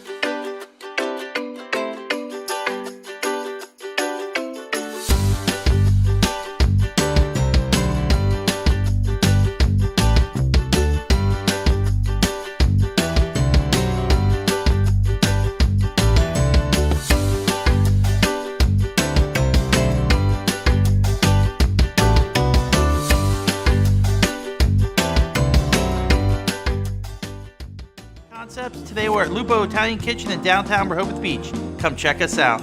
Located inside the Hotel Rehoboth, Lupo serves coastal Italian cuisine with fresh pasta made in-house daily. Lupo features plenty of unique craft cocktails and an extensive award-winning all-Italian wine list. Popular dishes include lobster bucatini, veal meatballs, grilled swordfish, and eggplant parmesan. Lupo Italian Kitchen on Rehoboth Avenue, serving happy hour daily and dinner 7 days a week. See you soon. Turn your vision into a reality with Capstone Homes Design Center, bringing personalization, luxury, and quality all into one location, where you'll meet with our certified design consultant that'll show you exactly what you're choosing, so you can make the best choice for you when designing your new home. From first home to vacation houses, we build and design homes for everyone. Set up your appointment now and design your dream home today at Capstone Homes. The assurance that your HVAC system is what you need with Ambience. Ambience provides you with over 25 years of experience in the heating, cooling, and plumbing industry. The team at Ambience Heating and Air Conditioning provides high-quality residential HVAC installations, maintenance, and repairs in new and older homes in the Delaware, Maryland, Pennsylvania tri-state area. You may not realize it, but half of your energy costs go to heating and cooling. Make sure your energy dollars count and call us today for a free estimate. 302-239-HVAC. 302-239-4822. Hi, I'm Scott Kammerer from Soto Concepts. Today we're at Thompson Island Brewing Company in Rehoboth Beach, Delaware. Come check us out. Located in the Rehoboth Gateway next to Blue Coast Rehoboth, Thompson Island will follow the Soto tradition of serving beautiful, simple food that will pair perfectly with our fresh homemade beer. Thompson Island is a perfect place to have dinner with your family, enjoy happy hour with friends at the bar, or spend a day in the beer garden playing bocce ball and ping pong. Thompson Island Brewing Company in Rehoboth Beach, Delaware, open 7 days a week. See you soon. I would always pass by Ferris on Kirkwood Highway, so I knew that they existed. We stopped in the showroom. We just clicked, like from day one. They did a total kitchen renovation for us. Ferris was so organized. They were on top of everything from day one. Always here when they said they would be, always on time, kept to the schedule. The level of comfort speaking to everyone that works at Ferris, they were just super friendly, easy to talk to.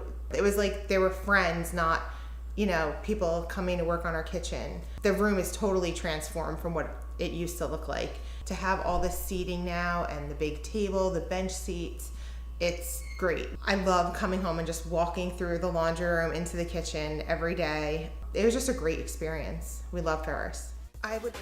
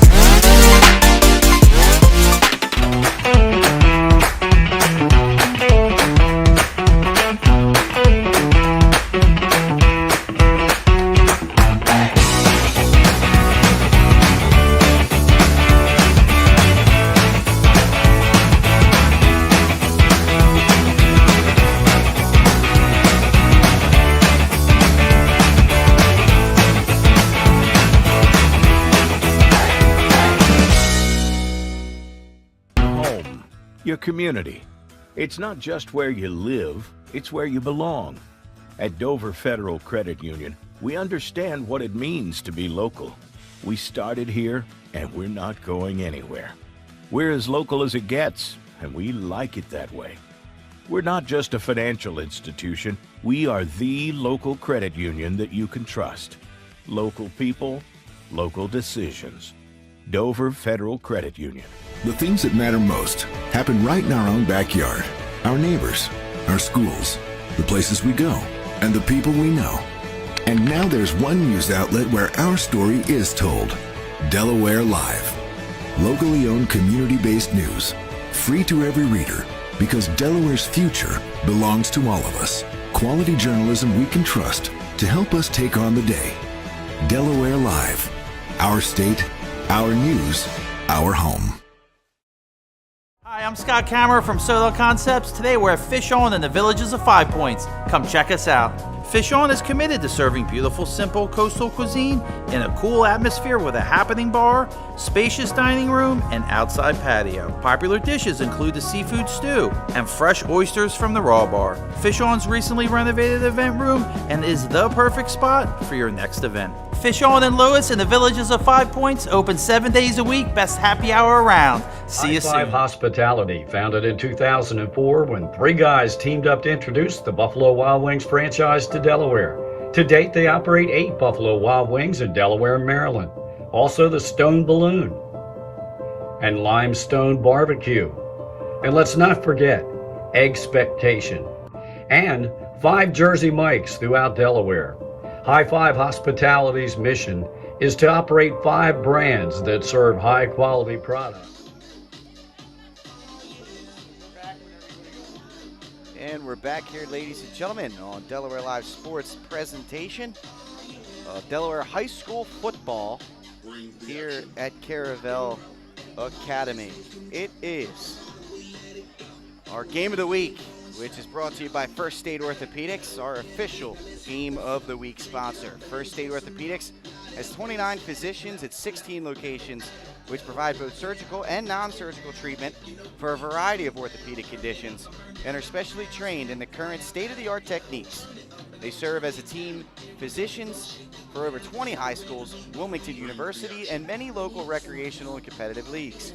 Their doctors are readily available to all of local emergency departments, medical aid, and urgent care centers for consultation and treatment. Give them a call today, 302-322-3400, or visit firststateortho.com. Just be sure to mention you saw their ad right here on Delaware Live Sports. We are at the break. It's 21-7. The number one team in 2A, the Caravel Buccaneers, lead Hodgson 21-7 in what has been an affair of special team explosiveness.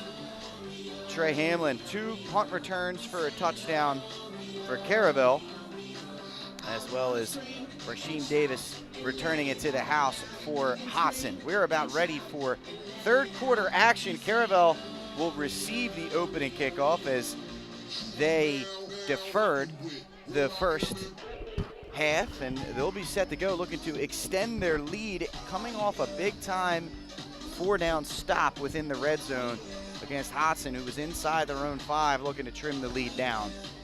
Looking to build right off of that. Mike Lang with you here, as well as Patrick Gariani's Nick Allison. Put an APB out for Nick, Yeah, he will return at some point. Nick's got to head to Happy Valley tomorrow, Pat. It's a good trip for him, He's got to get prepped up. He's going up there with the University of Delaware as part of their team. What a great opportunity taking for on Nick, Penn State. man. Call a game is. in that stadium with Klatskin. He's going to be at 110,000 people in the white out there at Penn State. That's a great chance for Nick to. Yeah, he's been to some neat places. He called the game at Heinz Field and whatever it's called now. That ball's loose, and let's see, it's on a turf. I think Caravel has it, but how about that? Hodgson with the pooch kick coming right out of the half. Well, you got to try a little trickeration, I guess, something to. Kick is covered off by number 6, Tyson Witcher. First down, Caravel. So that's Tyson Witcher, number 6 for Caravel, the sophomore. Jumps on that one. Nice alert play by the youngster. But Pat, it's not a bad call. They didn't onside. They just kind of pooched it. So we did go down to the 40-yard line of the Bucks. So they start with good field position here. Bucks are right back here next week. They take on Howard. They'll be the home team. Absolutely. Here we go. First snap of the second half is a carry up the middle to Jordan Miller. Not much there. But a gain of about 2 or 3 on first down, Mike. He's taken down. Well, they didn't do much in the first half as far as stopping Miller with the quick hits. And I'm sure they made some adjustments at halftime and stressed the importance of not letting them pick up 5, 6, 7 yards on first down. We mentioned at halftime, they only gave up 1 offensive touchdown to Caravel, so they've done a pretty good job. Here he comes. Here he is. All right, I'm out. He returns. Hang on, we'll get after this play. Nick is back. Here we go, second play. They go right back to Miller, give him a pitch to the outside. Wonderful job there, coming up and making a play by Joshua Conkey. You know, Pat, it just wasn't the same without Nick here. Now he's back. And now he's back, and we will hand the golden headset over to my colleague, Nick Alessandrini, and we're ready to go. Nick, welcome back, my friend. Thank you. Shout out to Mike Lang and Pat for carrying the broadcast here. And now we're back. I tell you, coming up through the crowd, a nice crowd here at Caravel Academy. We said the same thing when they were mentioning the 50-50s, Nick. I completely agree. So 21-7 your score here. Caravel still up by 2 touchdowns. As aware to back to Miller they go. Bounces off that tackle, tries now to get to the outside. It's going to take about 4 Silver Eagles to bring him down. Great work there by the defense of Hodgson. It's flying up the field was Jaden Harper, number 10, from the safety position, was able to force Miller to try and bounce that out, and then the help came and made the play, and now a 4th down. So Silver Eagles do their job here, 3 and out to start the half. And again, for my stats, I missed a little bit there towards the end of that first half. So a lot of running. For the Millers. I heard what looked like a touchdown. Did it get called back from where I was in the parking lot? Oh, that one is shanked. Going to be off the side of the foot. He missed it. Good field position for the Silver Eagles. Awareness punt goes out of bounds. First down. So a short kick for Truman Awerda. Now Hodgson with some good field position here with 9:38 to go here in the 3rd quarter. Lions and Chiefs underway as well in the NFL tonight. As I said, I got Kelsey, and it kind of hurt me today.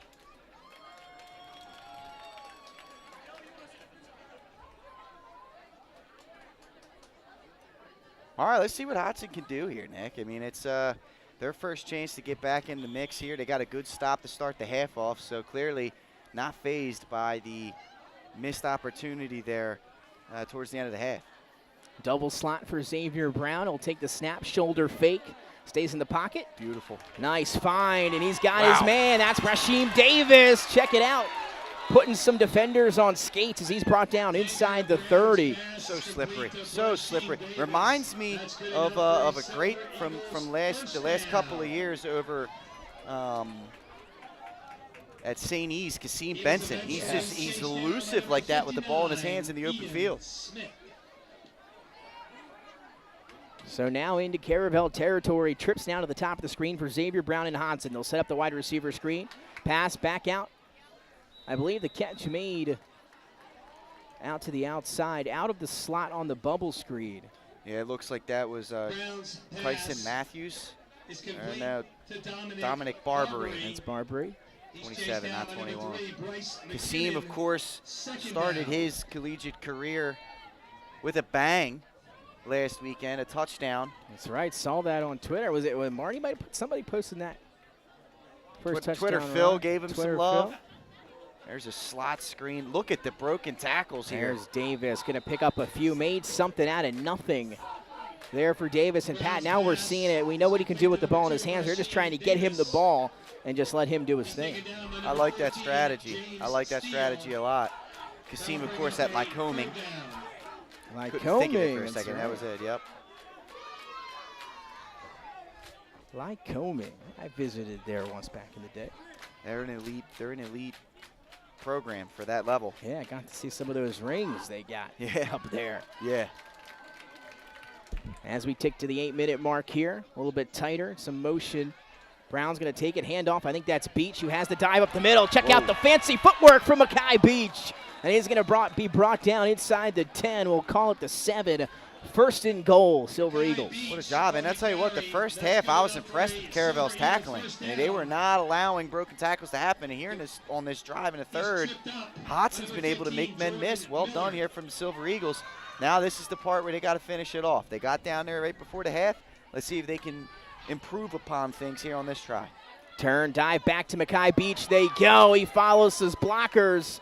And he's going to be close to that pylon, brought down inside the 2-yard line. A gain of 7. Second and goal, Hodgson. How about that? What a job by Beach. Hodgson's rolling. Hodgson's rolling here. What a start right here from Hodgson. What a response after what could have been a big letdown right before the half, Nick. Full house now in the backfield behind Brown, who's under center.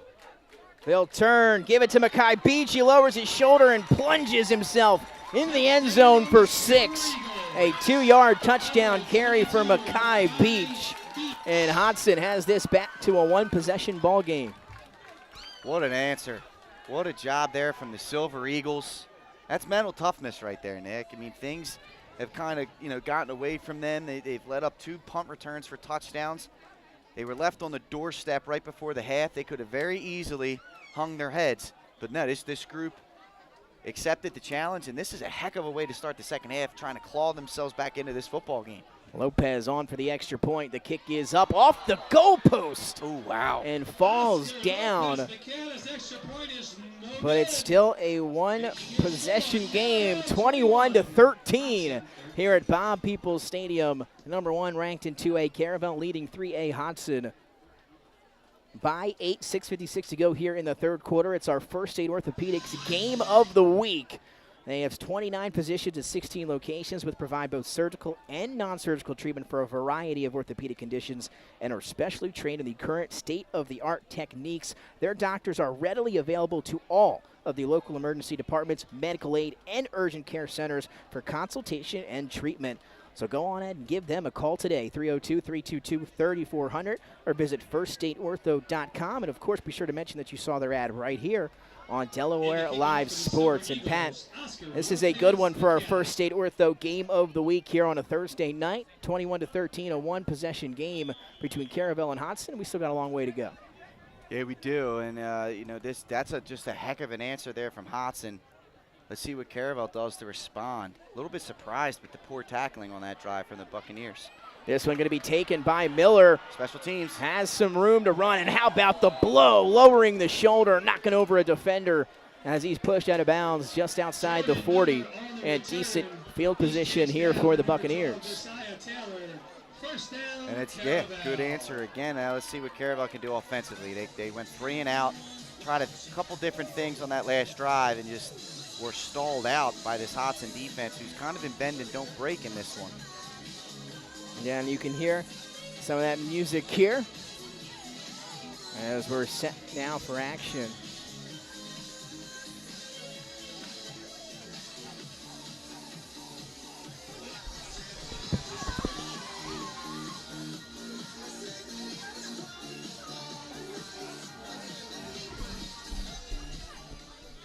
So here comes the Caravel offense. A back to either side of Truman Awerda. Slot to the left on 1st and 10. Here's the snap. They're going to give it up to Miller up the middle, and he's going to be tackled for a loss, courtesy of who else? R.J. Jenkins. Nice work. Jenkins has come through a few times, broken through the line for tackles for loss. He's just a live wire spark plug there as a pass rusher. That time getting it done in the run game. Rakai Jenkins on the tackle. Flag on the play. And some laundry, though. Yeah. That penalty will go against the Buccaneers. Still first down. Well, did they accept it or decline it? It's a good question. I think you got to decline that. That's a false. It looks like it was a false start. False start. That's on.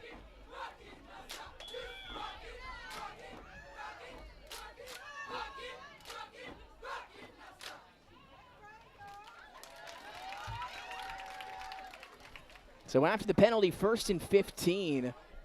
6:15 and ticking here in a 21-13 game. Caravel's got it at their own 35. Awerda out of the shotgun, firing, diving as he gets to the ground, I believe, to make the catch. Wow, what a job going down and getting it right there by Charles Brodard. So that pass complete to Brodard. 2nd down. And they'll pick up, I believe, 6. We'll call it 2nd and 9. I was going to say, yeah, it looks like they got a little bit past the original line of scrimmage. Again, a beautiful night for football. A little humid here at Bob Peoples Stadium and a great crowd on a Thursday night. As again, I had a chance to walk right through the heart of it to get back up in here at halftime. That's the way you like it. And now some more whistles here before the play gets started. See where they're going with this one, Nick. Flag on the field. Officials are going to discuss this one.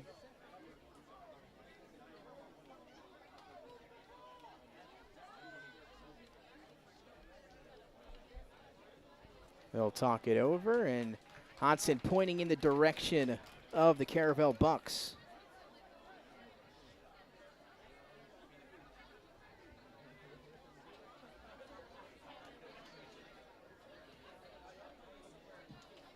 That penalty will go against the Buccaneers. Still 2nd down.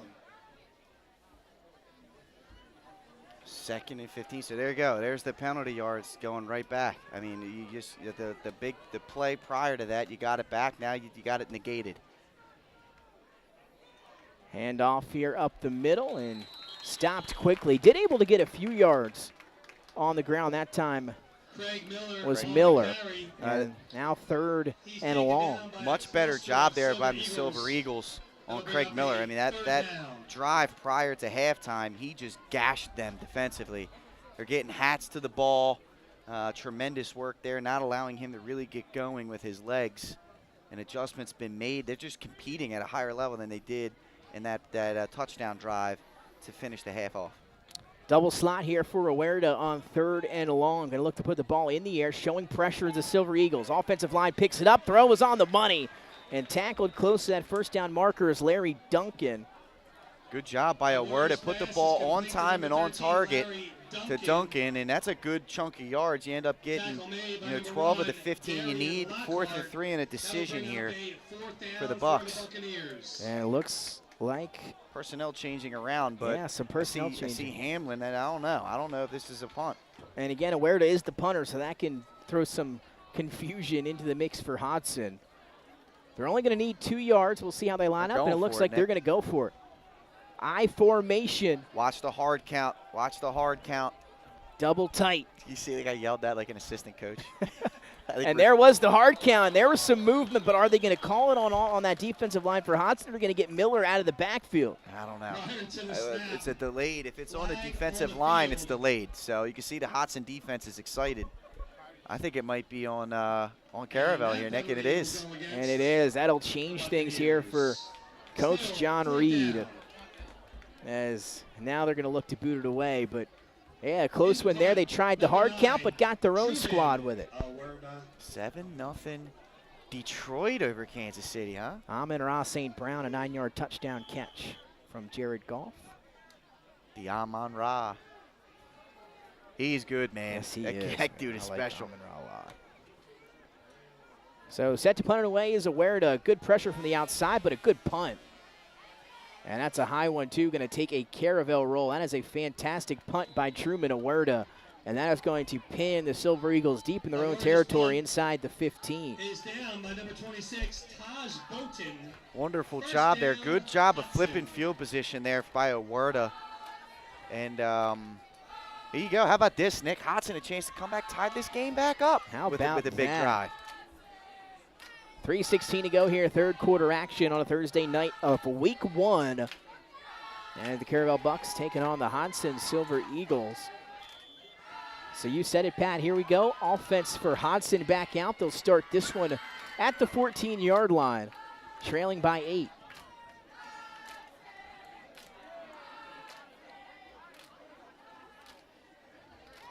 Out of the gun, Brown looking to set up the receiver screen. It's not there. He'll tuck it, and he's going to show off the legs. He'll take off at the 30.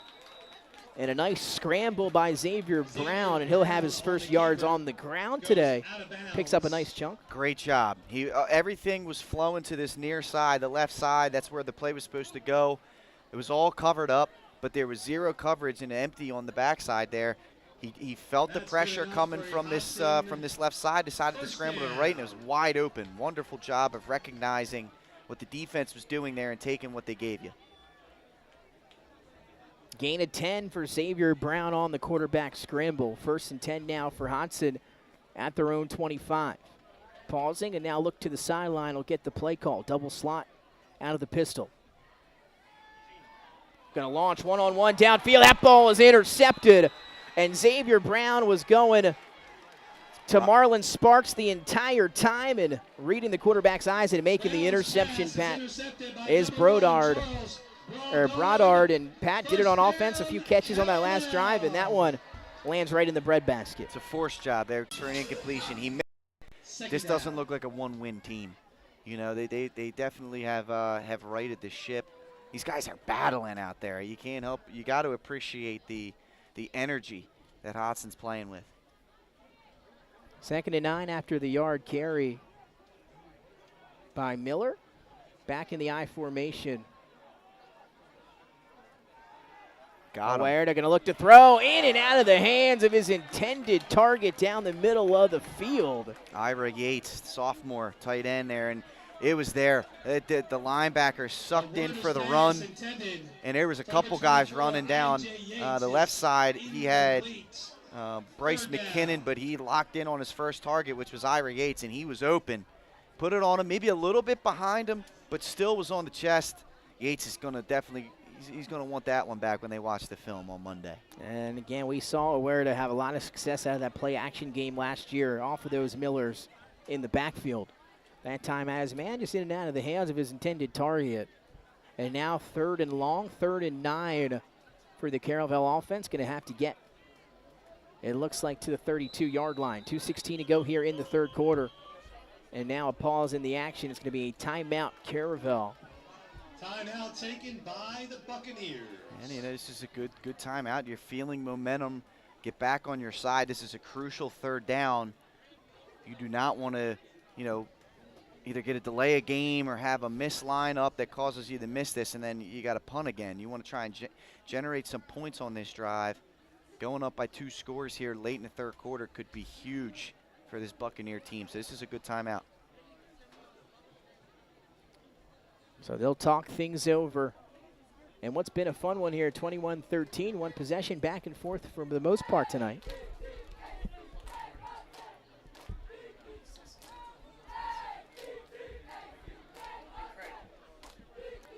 And again, you can catch action tomorrow night with Sussex Central and Middletown.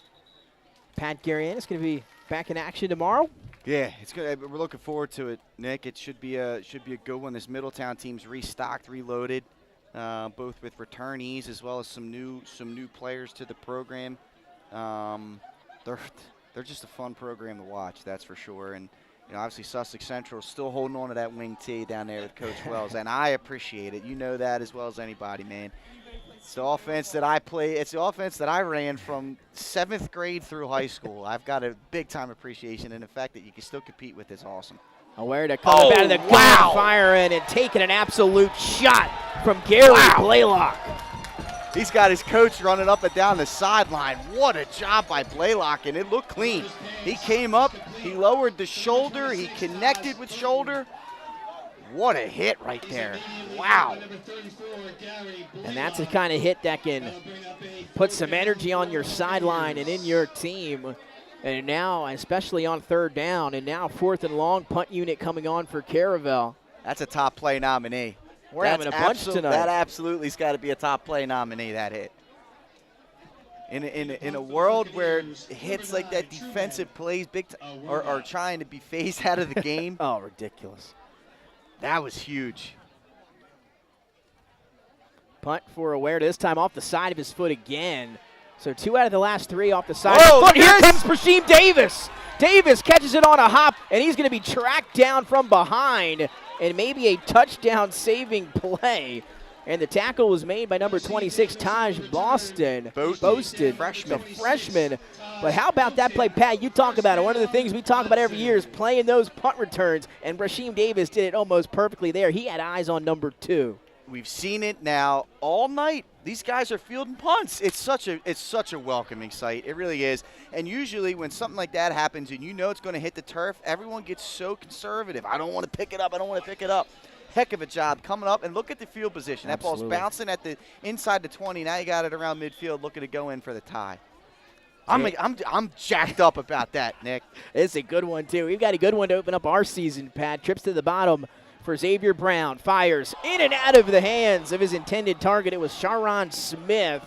Xavier Brown put that one on the money, and that sudden change, that momentum was rolling with Hodgson. That one will hurt a little bit. Beautiful read, beautiful ball. It was perfect there. Just got to look that one in if you're Smith. But, yeah, the momentum is rolling for Hodgson. Smith's got to let that one go. Roll into the next play. Short memory. Trips again here on 2nd down. One lone receiver to the top, a back sitting behind Brown in the pistol. He'll look to throw to the one receiver side. Has Marlon Sparks, who makes the catch on 2nd down and may bring up 3rd and short. Great work there by Sparks. Nice tackle. Amir Myers with the hit, delivering the blow over there on the sideline. But a good read on a 2nd down and 10. You get 7-8 yards on the short out route. Good work there. I'm impressed with Xavier Brown. His decision making. He gets the ball where it needs to be. He's making good reads tonight. 3rd and short, trips again. Even though he did make 2 bad reads and it cost him 2 interceptions. Pressure. Brown had some time in the pocket. He'll now tuck it and throw it away. That time it looked like the thought of the pressure got to him, but the offensive line gave him a little bit of a pocket there. But Brown throws it incomplete. Now 4th and short, decision time. Yeah, this is an interesting. It looks like they're going to go for it. Right, you're down 8. You know, you feel like momentum's on your side here. Let's see. I mean, this is where does Xavier Brown go with this one? Do they do the short routes? Do they try and clear out?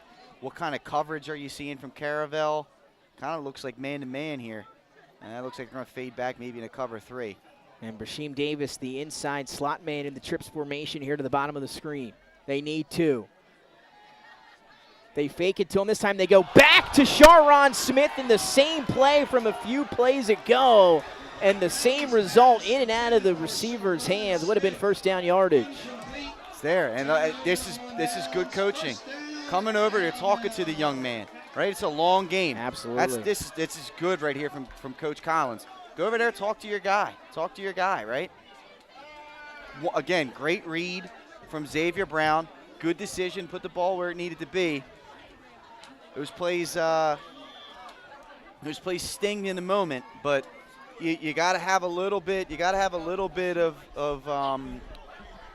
confidence now. Hey, you know what? We're making some plays out here. Let's get a stop and get back on the field. Offense back out for the Bucks. 48 seconds still remaining here in an extensive 3rd quarter. Truman hands up the middle to Miller, a little bit of a hole, and he'll pick up a few before he loses his footing and falls just shy of the 50. And the run defense has improved here from Hodgson. You know, that's probably the best run of the half so far. This 4-yard gain. 2nd down for Caravel. 2nd down at about 6 after the 4-yard carry from Jordan Miller. As Huerta now at the sideline, still hasn't got the play call yet. A timeout could be coming, or they're just going to run the rest of this third quarter out, it looks like. Well, that'll do it here as 10 seconds. They're going to run the final ticks off of this third quarter clock. We've got a good one, a one-possession game between the home team, the Caravel Bucks, your top team in 2A, and the 3A 1-0 Hodgson Silver Eagles, 21-13. We'll be right back with fourth quarter action right here on Delaware Live Sports. First State Orthopedic statewide has 29 physicians at 16 locations. Our physicians and staff provide both non-surgical as well as surgical treatment for almost all orthopedic conditions and injuries. We are specially trained in the current state-of-the-art techniques. We serve as team physician and orthopedic consultant for over 20 high schools, Wilmington University, and many local recreational and competitive leagues. Our doctors are readily available to the local emergency departments as well as medical aid units and urgent care centers for consultation and treatment. Call for an appointment today or visit us at firststateortho.com. With exceptional hospitality.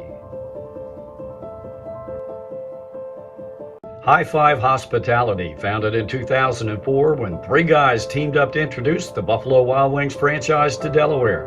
To date, they operate 8 Buffalo Wild Wings in Delaware and Maryland. Also the Stone Balloon and Limestone Barbecue. And let's not forget Expectation and 5 Jersey Mikes throughout Delaware.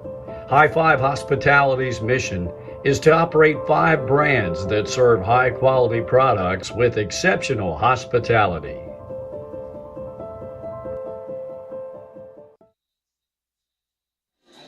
And we are back, fourth quarter, moments away from getting started. Welcome back into Delaware Live Sports. Nick Allison Jr. alongside my partner, Pat Garanis. Mike Lang to our left. Nick Halliday a little further to the left on that camera, just outside the press box here at Bob Peoples Stadium. 2nd and 6 to begin the fourth quarter. Huerta fires quickly. Receiver didn't quite get out of his break in time for that one. That was straight timing. That's good ball placement, and it was a good work going down trying to make that play there from Brodard, but the timing of the throw and the route, they just were not on point there, and that fell incomplete. Now, how about that during a timeout? Wedding Staple Wobble was playing by, I believe, VIC. Caravel bringing the energy here at home tonight to kick off their season. Some interesting song choices. Yeah, I'm with you. Brock Rhodes, the flanker to the left side here. The 2 backs, 1 to each side of Huerta. Some movement from both teams. Wow, I'll tell you what, they're lucky that was blown dead because Julius Wilkinson was coming for a kill shot on a blitz right there. And we'll see who it goes again. I guess they're going to call it against Caravel would be my guess. Looks like you're right. Will go against the Buccaneers. Still 3rd down. Still 3rd down, 5 seconds into the fourth quarter. 3rd and long after the full start. Your 50-50 ticket number is 50-50's getting announced. 8-8-6. One lucky fan's going home with 50-50. Gotta love that here at some of the high school games. No, obviously, I've got a little background in some PA announcing. I was yes, told you to do. Never reveal the total. That's a good it looks tip. like they announced it. That's because a good tip. that then becomes the 50-50 winner then becomes a target. That's true. Pat, you're absolutely right, man. Pressure coming. Huerta hits as he throws. That's a perfect ball off of the helmet of his target down the field. That was Steele or Duncan down the middle of the field. It was, and you're not kidding. It was a perfect ball from Huerta. He had 2 guys hitting him as he threw. He still put that ball 50 yards in the air on a rope right to his guy. Looked like it hit a little helmet. There was good coverage on the play, but that was an impressive throw. Great coverage down the field, but an even better throw by Huerta, who, as Pat alluded to, was hit on both sides. Back in the pocket on that deep throw. Ball was still very catchable. And again, when us watching it from here, when you look at the quarterback, him take that hit, the ball goes up in the air, you're thinking pick maybe. Yeah. As that ball you thought might have hung up in the air, but it didn't. It was a great throw. But it falls incomplete now, 4th and long. Huerta will kick it away, and that's where you're going to want to kick that one. That's a good one. It's a great bounce, too. Going to roll back to the 19, and that's where the Silver Eagles will begin their next drive offensively. 11:37, down by 8. Good one. They've done their job defensively, Nick. They have not allowed Caravel to get any kind of momentum moving the ball down the field. And once again, you've got an opportunity here with a good drive to potentially go down and tie this game. Let's see what they can do.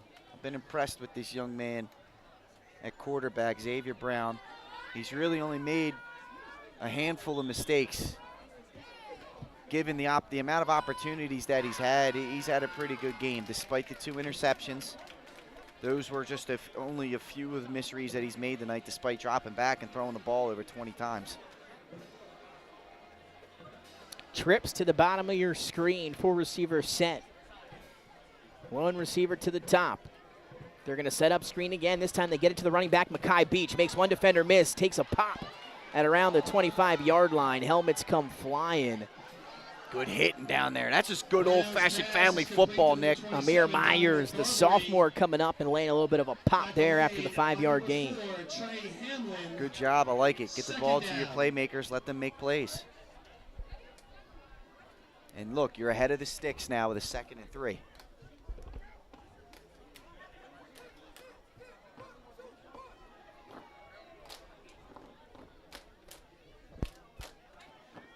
Second and 3. Fakes the handoff now, a little option RPO for Xavier Brown, and he's got his man Davis, who makes another catch. Brashim propels forward for a 1st down yardage. Good decision, right? It was that open because they all sucked in on the run. Well, let me just get it to my guy that I know can make guys miss with blocking in front of him. That's just a really good decision. Nice play there. Good play design by Hodgson. New set of downs. Hodgson looking to tie this thing up, sitting at their own 38-yard line, 1st and 10. Slot to the right side as they look over, get the play call. It's Sparks and Davis here to the near sideline. 1 back behind Xavier Brown in the pistol. And Sharon Smith, the lone receiver, to the bottom. They'll cross, firing that one low, intended for Marlon Sparks. Not a bad miss. I mean, yeah, it's low, but you kind of want to miss. If you're going to miss, you're going to want to miss low across the middle like that. And again, we saw a similar throw from Brown in that 1st quarter where he left it up and that ball was intercepted. So a good job that time to throw it in no man's land. 6-7. You may pick up your winnings at the concession stand. So after the incompletion, 2nd and 10, here's the snap out of the gun for Brown. He'll wind up, going to launch this one deep. Looking over the middle, Hamlin almost came over from the safety spot and picked it off in front of Marlon Sparks. Great eyes reading the quarterback, and he comes over for the pass breakup. Great job by Hamlin, and again, I mean, it's dangerous going over the top of this defense, especially not off of a play fake, right? Because that's the whole point of the play fake would be to bring the safeties up and see if you can get them drawn up so you can get behind them. He wasn't able to get behind them on that.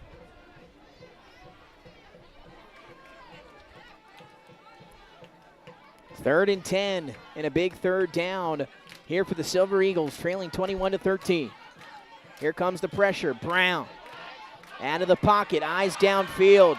Makes another defender miss. He's still on his feet and then finally pushed out of bounds. So a good job to stay elusive back there, but nobody open. Maybe a coverage sack down the field for that Caravel Buccaneer squad, and now 4th and long. Heck of a job making the man miss. Now the next step to that is once you escape the trouble, throw the ball out of bounds.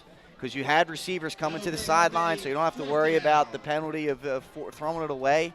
But instead of losing 2 or 3 yards, you still stay at that line of scrimmage. Punt team coming on here for the Hodgson Silver Eagles. Clock now stopped again at 9:54.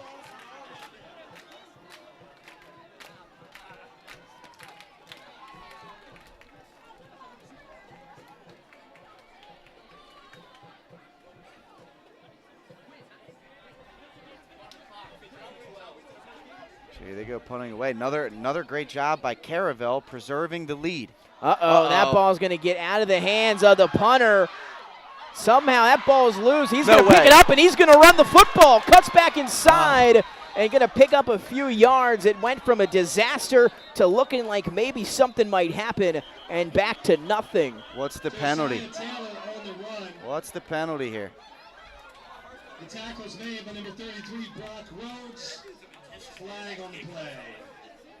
That ball looked like it was covered in something slippery down there. Nobody could haul it or pull it up off the turf. Well, and he's the only one that I think that could advance it. Officials, on the field. Let's see going what to the get call together is. here.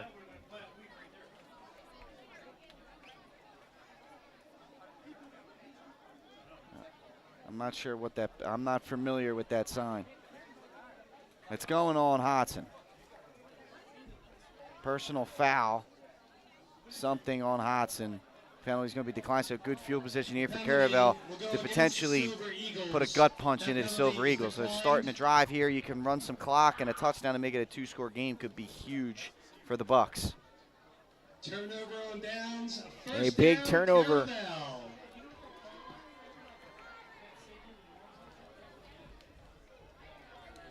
So Aware to back out here with 9:42 to go. His team up by 8. Still a one-possession ball game here at Bob Peoples Stadium.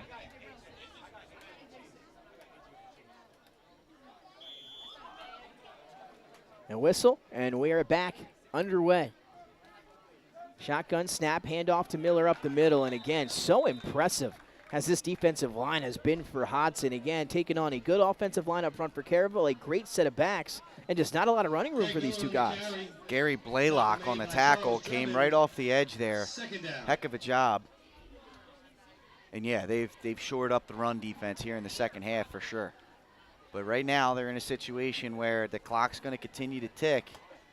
They need to make sure they don't give up a big play here. They got to keep Caravel at 21 if they want to have a chance. And Awareness taking his time back out to the huddle, but still a lot of time left. We're still 9 minutes to go. Slot to the right side, two backs in the backfield with Awareness, who sits in the shotgun. Hand back up off the middle to Craig Miller. Good run. He was able to get some movement up front and get into that second level. Jaden Harper had the tackle, but that's a good second down run. Now you got third and short. A lot of different play options here for the Buccaneers.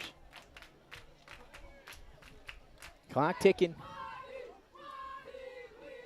There's a big stand coming up here, or the Silver is going to have to make one, and we talked about it. They can do it. They've bend but not break, almost been the motto for the year. We talked about stopping Howard last week 3 times inside the 10-yard line. A few stops here today as well against this Caravel Buccaneer offense in their own territory here.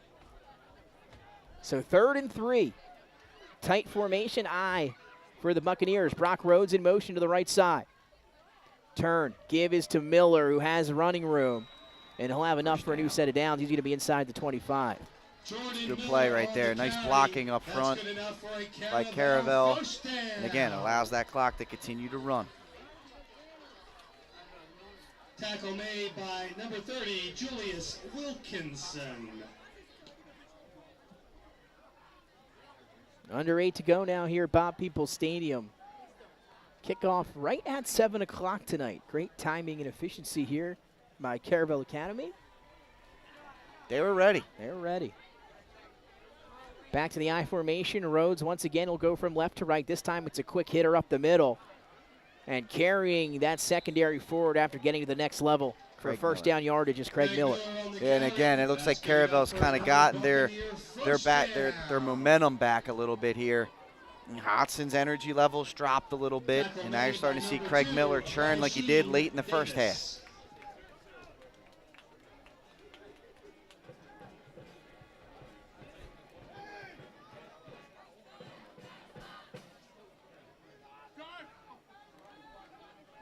And look for the Buccaneers to keep it tight once more. They will here. Double tight end on each side, I formation. Quick dive once again to Miller.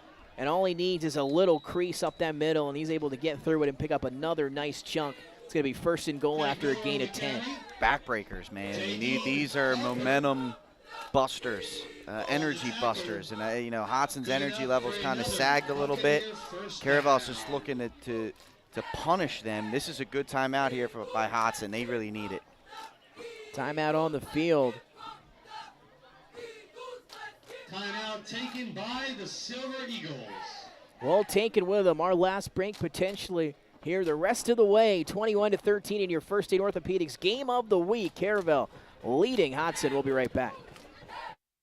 Always passed by Ferris on Kirkwood Highway, so I knew that they existed. We stopped in the showroom. We just clicked, like from day one. They did a total kitchen renovation for us. Ferris was so organized. They were on top of everything from day one. Always here when they said they would be, always on time, kept to the schedule. The level of comfort speaking to everyone that works at Ferris, they were just super friendly, easy to talk to.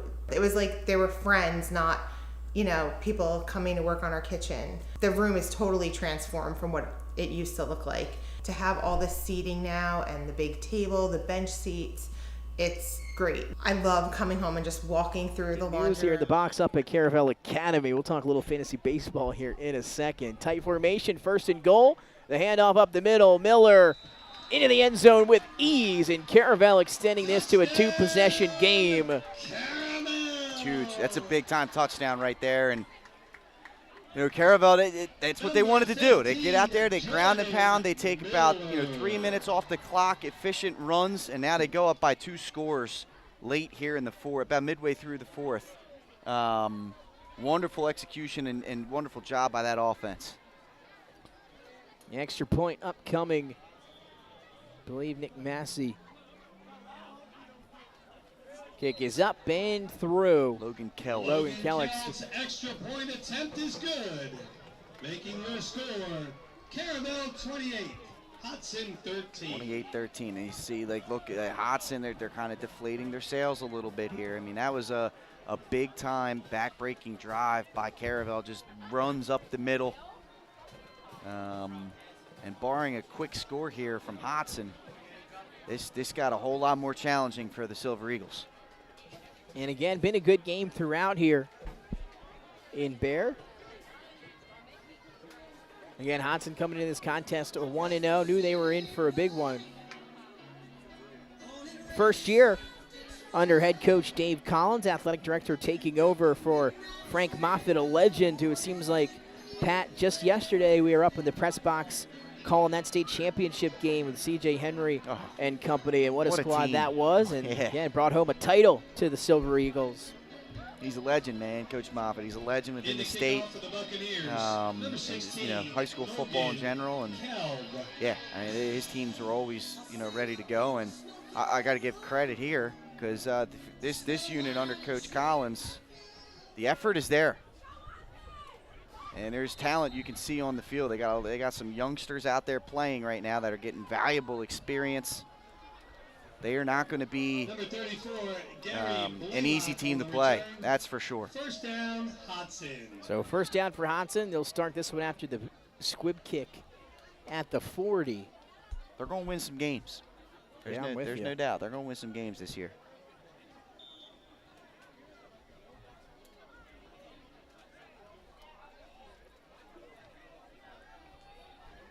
So we'll see what the Silver Eagles dial up here with 6:44 to go, trailing by 15. See R.J. Jenkins trot back on offensively. Alongside Dominic Barbary, Sharon Smith, and of course Brashim Davis and Marlon Sparks.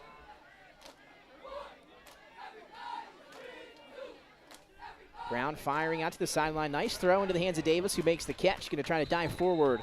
Brought down at the 50, a gain of 9 on first down. Yeah, good play.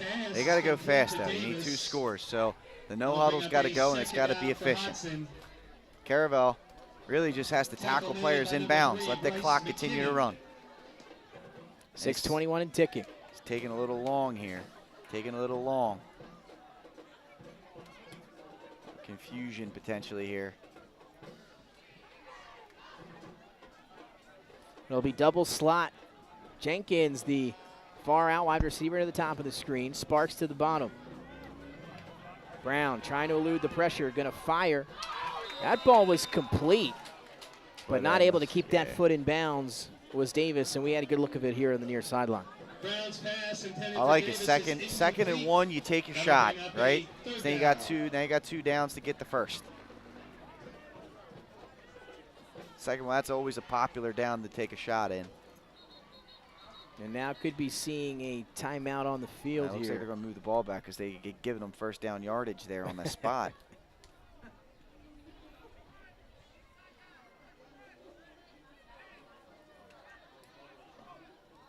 Snap to Brown. This time they'll hand it off, looking for first down yardage. And they do. Marlon Sparks going to carry a defender forward in to Caravel territory. That'll be enough for a new set of downs. That'll be good enough for a Hodgson first down. Get up here. You got to get up on the ball, and you got to go as we're under 6 minutes to go. If you're the Silver Eagles, this has got to be quick. Got to be quick. Some subs now Fresh here. bodies. This is smart. Caravel getting a whole new defensive line in. 50, Jenkins off on trots Josiah Taylor. The snap. Quick handoff up the middle. And a nice play, wrapping him up in the backfield. That's young man special, man. This sophomore linebacker, J.D. Devane. He's just short hackling. He's come up. He's laid a couple of big hits. I'm impressed with the young man. Picks up a few there on the carry.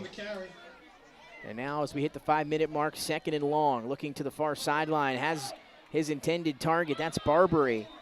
Great throw. Good catch. Pass is complete to number 27, and that'll be enough for a first down. That's good enough for a Hodgson first down.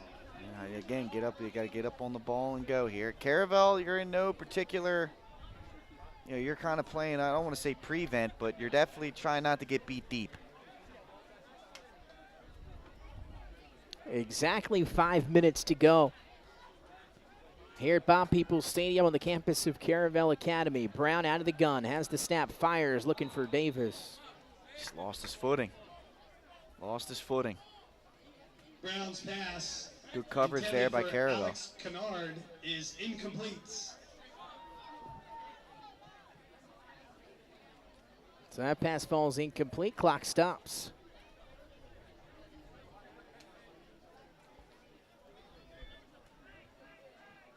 See the two safety look from Caravel. They're not going to let anything behind them. That snap almost got over the head of Brown. He's going to have to take cover because coming fast from that Caravel defense was number 55. Smith, sophomore. He's broke right through there. Clock will run, and now a 3rd and extra long here for Brown in the Hodgson offense. Yeah, not many plays in the playbook here. And we'll see if they set up maybe a screen to Rasheem Davis. They've done that a few times here on 3rd and long. They're in 4-down territory at this point. Fires, has Marlon Sparks, who makes the catch at the 30. Not enough for a first down, but they'll get a big chunk back, and that'll set up 4th and at least manageable 4th and long still. But that'll give him a chance here on 4th down. Yeah, good work right there. Good ball, good catch. He knew he was going to get popped. Sparks held on to that. Now you got a 4th and 7.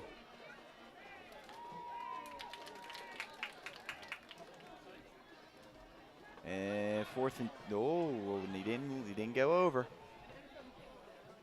I got to go. What are we waiting for? Brown looking to the sideline. Dave Collins giving him some signals.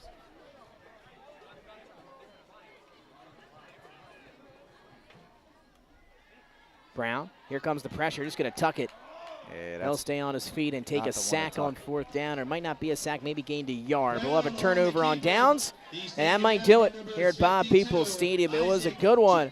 Caravel defense with another stand, and now they lead 28-13, 3:20 to go. Great work. Shirk will come up, making the play, number 52. And yeah, Caravel's in a good spot right now. It's just going to be run the ball, run the football. Run the clock out and earn yourself a victory here on opening weekend. Pat, I know we still got 3:20 to go, but we'll wind things down here with a little bit of a semi-post-game show here for the final 3:20, barring anything crazy happening on the field. But Caravel comes in this year ranked 2A, and coming in ranked number 1 in our Delaware Live Sports rankings, taking on a Hodgson team that looked great in week 0, 1-0 on the season. And Caravel answering the call today. Again, they return a lot of those faces that produced for them last year. Hamlin, the Millers, Awerda under center, Brock Rhodes, And took them a little bit to get going maybe here today, but Hamlin looked fantastic on special teams, and they found their footing a little bit later on in the ballgame. Oh, yeah, I mean, that's the difference. Hamlin, those 2 touchdowns, they're the difference in this football game. Otherwise, it's even, right? I mean, you know, we're just talking about offenses. It's 14-6, right? So, you know, he's the difference maker, and obviously this ground attack is strong. I think Hodgson was pretty good against the run for the most part, with the exception of the 2 touchdown drives. Passing game's going to be something I'd like to see Caravel unlock as the season goes on. If they can do that, they're going to be in good shape. High formation tight. They'll turn and just give it up to Miller. Going to want to try to stay in bounds. He will. Jordan Miller on the carry. He's taken down by number 22. So clock will continue to run here, Pat, but now we'll talk a little bit about maybe a player of the game, and I think I have an idea where you're going with this one. Just talked about it, right? He's the difference in it right now. It's Trey Hamlin. The 2 punt returns for touchdowns were huge in that first half for Caravel. Turns it into a 21-7 game instead of a 7-7 game, and really kind of gave them the cushion that they needed to feel comfortable, even when they came across some challenges with this Hodgson group. So, you know, his difference, again, he came in with 1 career punt return for a touchdown, and he gets 2 in the first half of the first game of his senior year. I think you got to go Trey Hamlin. He also made a couple of great plays on defense as well. Nearly had a pick. That's going to be our player of the game here. Greg Miller on the carry. And a well-deserving, absolutely fantastic today was Trey Hamlin. Again, doing it all. You mentioned Ted Ginn Jr. He looked good back there returning those punts. And, again, a dangerous receiver on offense as well. But did it on special teams. He's your player of the game. 2 punt return touchdowns for Trey Hamlin. The first 75 yards. The second 50 yards. So 2 score. That's a heck of a ball game. Almost to a minute here to play. 4th and 4. Awareda's going to punt it away. It's a good one. It'll take a Hodgson hop, and they'll stop there at the 38. Clock will stop at 54 seconds, and now a flag late here as we're having some late hits, and I think some frustration now here for the Silver Eagles. Yeah, there was. And you can see coach a moment. Coach Collins coming over there, talking to his player. But that's going to be 15 yards. They're going to start this one 15 yards further than they would be. And with the final minute to go, see what happens here. I'm impressed. I'm impressed with both teams. Caravel came out. You know, they did what they were expected to do. The game-changing talent stepped up. Obviously, the 2 touchdowns we talked about from Hamlin, and then obviously the Millers getting it done on the ground game. This defense looks reloaded and stout with some younger players. And then honestly, a 1-9 season last year for Hodgson. Unsure what we were going to see coming out here. Obviously, big-time win in week 0. This team's ready to compete, man. They're ready to compete against good teams. I like what I've seen from Xavier Brown and his slew of weapons. If that offensive line can keep him protected, they're gonna win themselves some games. That's for sure. Impressive bounce-back season potentially here for Hodgson. Almost ready to wind down the final 54 seconds here at Bomb Peoples Stadium.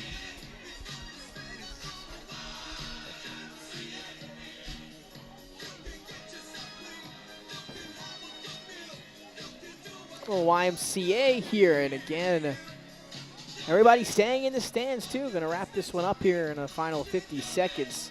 Eventually. Yeah, it's been a long one. A lot of incomplete passes, a lot of out of bounds. It's been a slow penalties. We are in we're in hour 3.5. Is against Hodgson. It's been a long one. Again, some action coming up tomorrow night. Sussex Central Middletown. Pat and Craig on the call there for that one. And then coming up on Saturday, not with us, but you have Delaware traveling to Penn State to take on the 7th-ranked team in the nation in the Nittany Lions. Pass out of the backfield is complete to Barbary. Tough guy to bring down, low center of gravity. Pick up some yardage there. So big weekend here in Delaware sports. Yeah, it is, man. It's exciting time of the year. Football back, chill in the air. Love it. Hopefully we get that chill in the air eventually. Yeah, I know, right? a little bit hot. Screen. Setting up oh, the it worked this screen. time. They finally got what they were looking for there. That was Marlon Sparks or Brasheem Davis. It was no Devane there to swallow that one up. So it could be the final play here. Tackle made by number 6, Tyson Witcher. So last play coming. Play action for Brown. Going to step up, and he'll just head down. And that'll do it here at Bob Peoples Stadium. The Caravel Bucks get the win, 28-13. Trey Hamlin, 2-punt return touchdowns. Your player of the game. Pat, what stood out to you here before we wrap up? Yeah, like I said, I mean, I think Hodgson is set for a bounce-back season. I'm impressed with what they've got going, both schematically as well as talent-wise. I mean, these kids played hard, man. So clearly something going right over there in Hodgson land. And you know, Caravel Caravel's good, man. They're a good squad. They're an old-fashioned team. They're gonna look to beat you with the ground game, and then obviously Hamlin's a difference maker. So, and the defense is still stout, despite having to replace a lot of talent from last season. So, yeah, both teams looking forward to both their seasons and how it plays out. Gonna be a fun one. What a way to open up our season, Pat, here in week 1. For Pat Garianis, Mike Lang, and Nick Halliday, I'm Nick Alessandrini. 28-13, the top team in 2A starts off their season with a victory. Caravel over Hodgson. We'll see you tomorrow night. Pat will be on the call, Sussex Central and Middletown. We'll see you then. Thanks for tuning in.